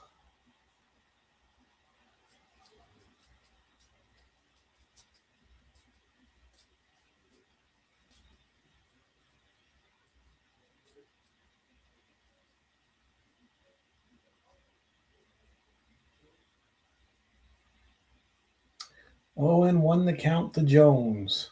And then way outside, that's ball. That's a ball.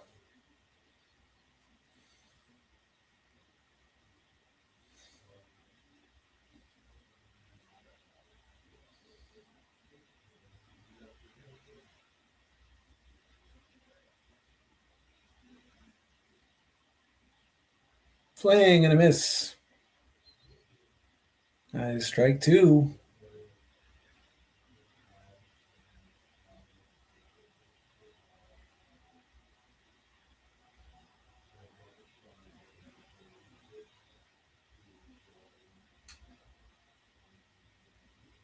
That's in the ball.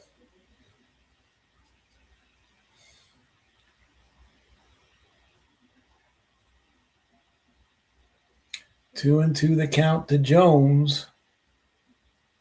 With a runner on first. A home run here will tie it up. And that's fouled back. So they briefly mentioned the Little Caesars section in right field. So the Little Caesars mascot, of course, has a glove out there. If one of the Tigers can get the ball into that glove, then I think everybody gets Little Caesars pizza. 2 and 2. Swing and a miss, and down goes Jones. And we go to the 9th inning, folks. St. Louis gets an up, and the Tigers get an up. And then that'll be it. Here is what's coming up just for WrestleMania week. And now for a taste of things to come.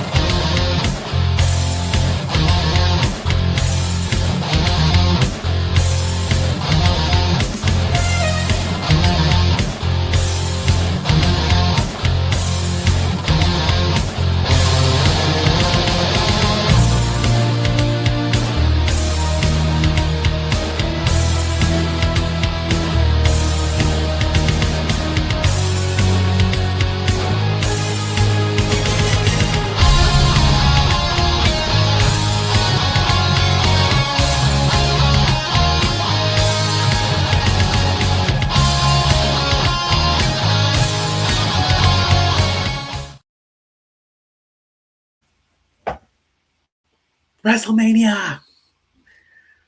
It's WrestleMania. Oh, WrestleMania. Fighting to survive. Pump it up, pump it up. So definitely coming up midweek, I'll put a decision out there on what I want to do for next week. I'm partially leaning towards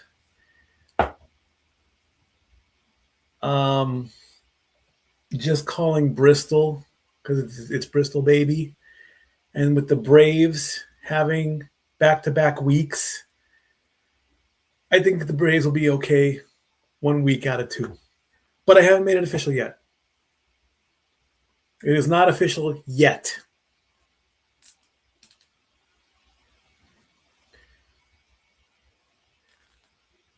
And then maybe the next couple of days will be the play-in tournament as well. We are in the top of the ninth, and Church is up to bat first, and he's going to swing at the first pitch, and that is going to be a strike. Nathan Church, 0 for 3 tonight. He did get on base with a fielder's choice.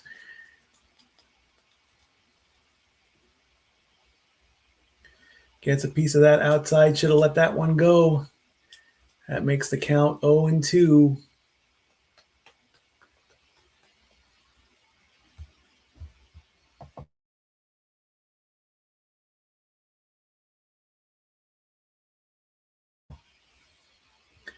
Way outside, ball one.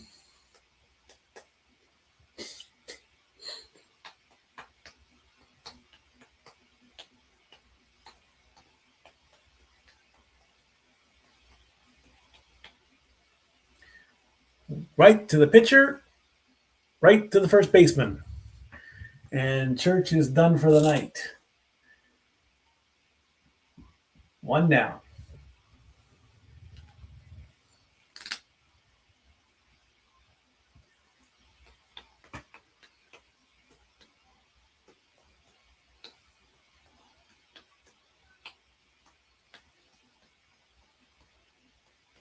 Pages coming up. Gets a piece of that one. Right to the first baseman, who'll do it by himself. And that's going to bring up Scott. Great, Scott. Dr. Scott.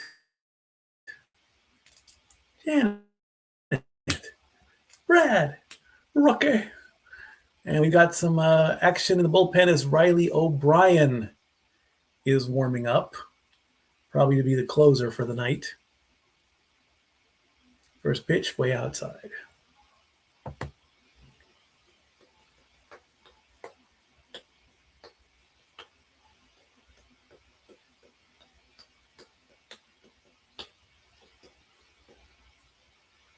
Just touches the corner. That's inside. That's strike one.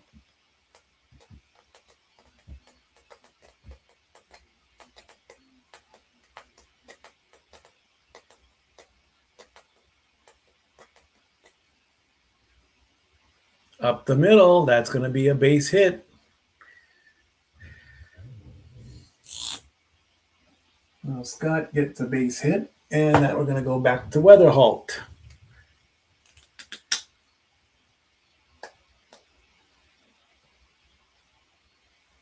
Crack.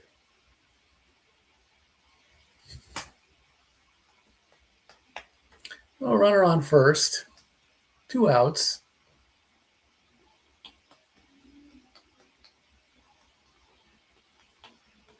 And he's going to go for a steal. And got him. Caught him stealing to end the inning.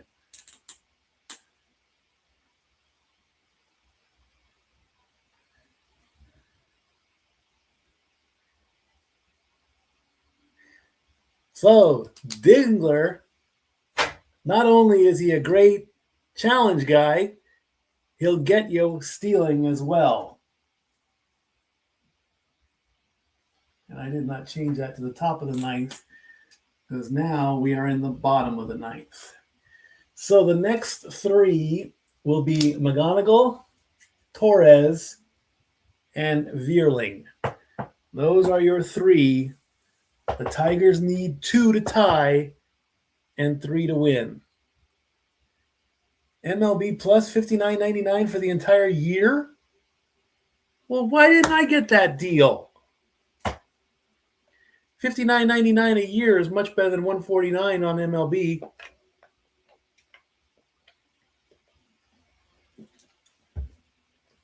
Well, let's face it, I'm not really at home that much anyway.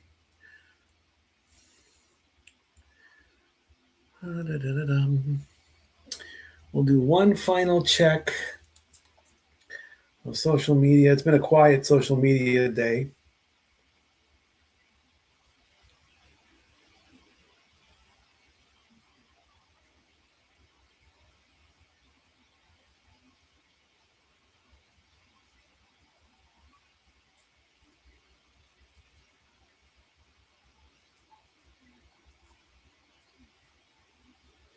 How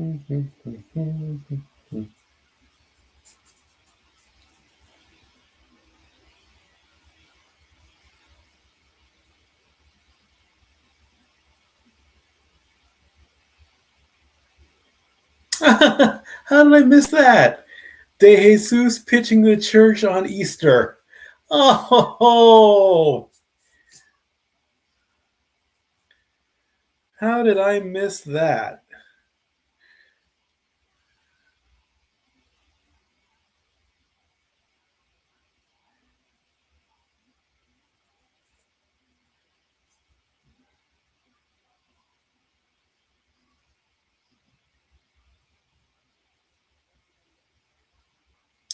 All right, Riley O'Brien coming in to close out the game. De Jesus pitching the church on Easter Sunday. Oh boy, I'm never going to live that one down. Kevin McGonigal, 0 for 2. He's been on base twice thanks to a couple walks. He struck out and he flew out to center. He needs to get on base if the Tigers want to keep the home crowd happy. The Cardinals are trying to avoid the sweep. First pitch is a hit, and will they get the out? Yes. Ground out. One down. And that's going to bring up Torres.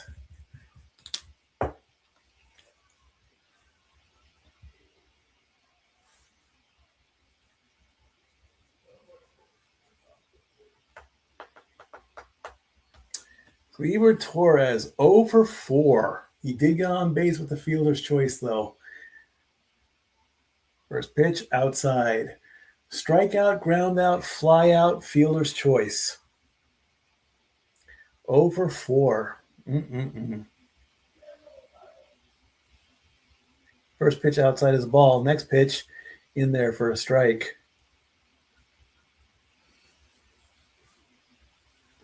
Comerica Park, right away in the shadow of Ford Field. Also, the Palace is around there too, if they haven't changed that. 1-1 the count, and that ball is going to fly away. And that's going to make the count 2-1. Can the Cardinals avoid the sweep?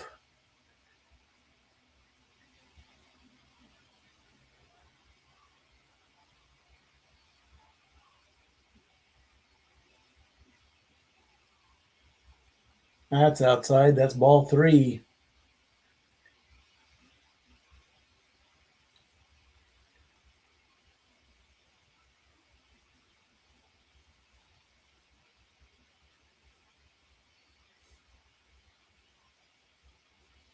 You can waste this one. And he fouls it away. It's going to make a full count.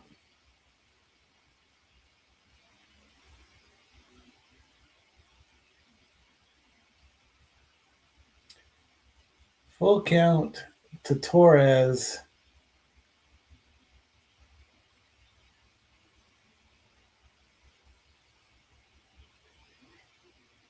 And he swings and a miss, and that's a strikeout.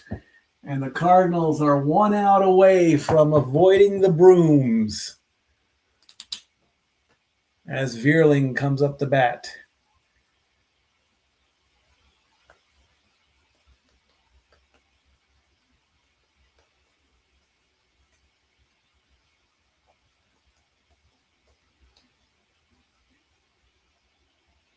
That's in there for a strike.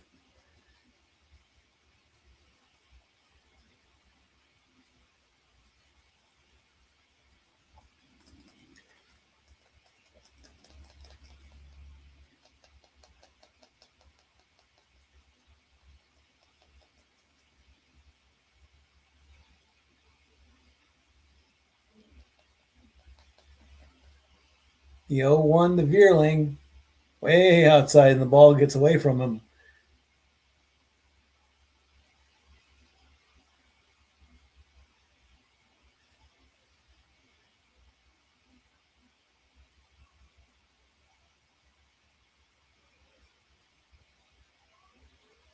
One and one. That ball is low. That ball is outside. Makes the count 2-1.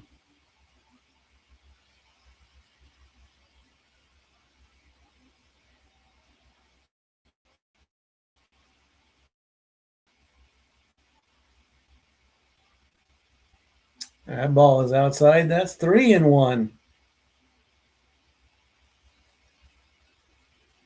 Can waste this pitch, but not with there's now 2 outs left. We're now with 2 outs in the game.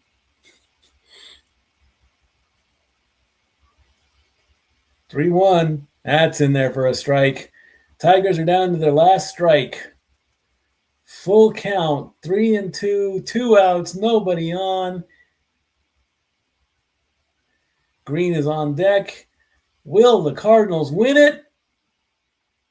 You got a piece of it. It's going to go shallow left.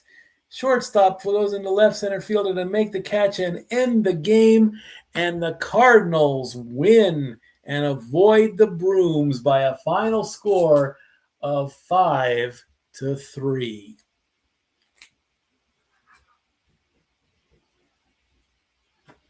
Plenty more challenges in this game that I saw.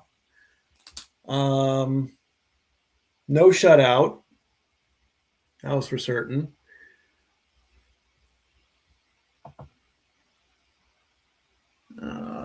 Nearly F6 to end the game. We'll make that official there. Let's see. Game 1, the Giants were the away team. Game 2 was, I think, Seattle was the home team, and Detroit was the home team tonight. So the away teams are 2-1 on Sunday night baseball, and that's gonna do it for us, folks. Cardinals win; they improve to 5-4. Detroit loses; they go down to 4-5. So let's see if we can get some final stats here before we call it a night.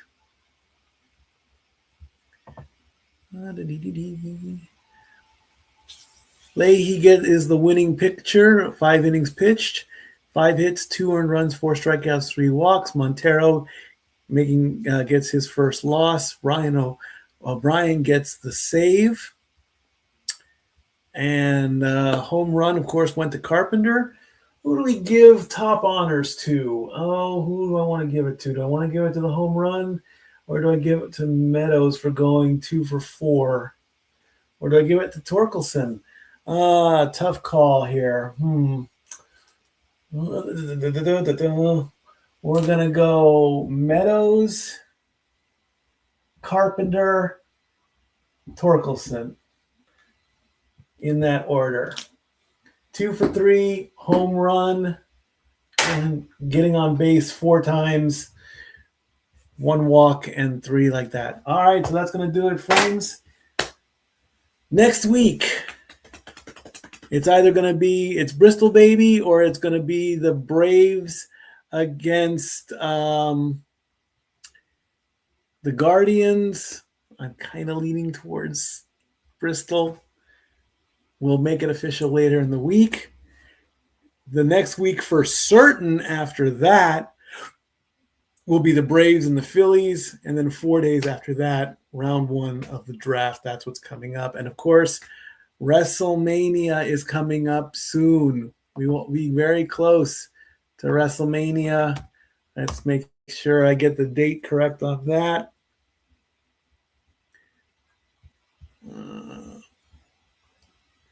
WrestleMania on the 19th is 12 days away. So there you go.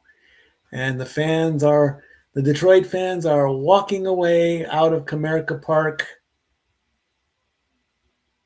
as they are getting ready to head home.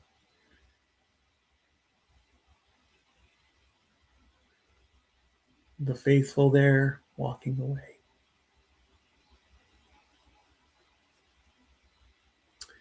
All righty. So thank you, everybody who watched on Twitter and on YouTube. Keep an eye out for next week's stuff. Keep an eye on the Casa D Teen Studios and the Simply Reliable Studios as we get closer and closer to WrestleMania. And when more and more stuff happens in sports, believe me, I will be sitting in this chair reporting to you as best I can. Happy Easter, everybody. Be safe. Love your family. I love my family, my blood family, my internet family, my wrestling family, even my rideshare family that's out there too. Good night, everyone. Stat Boy out.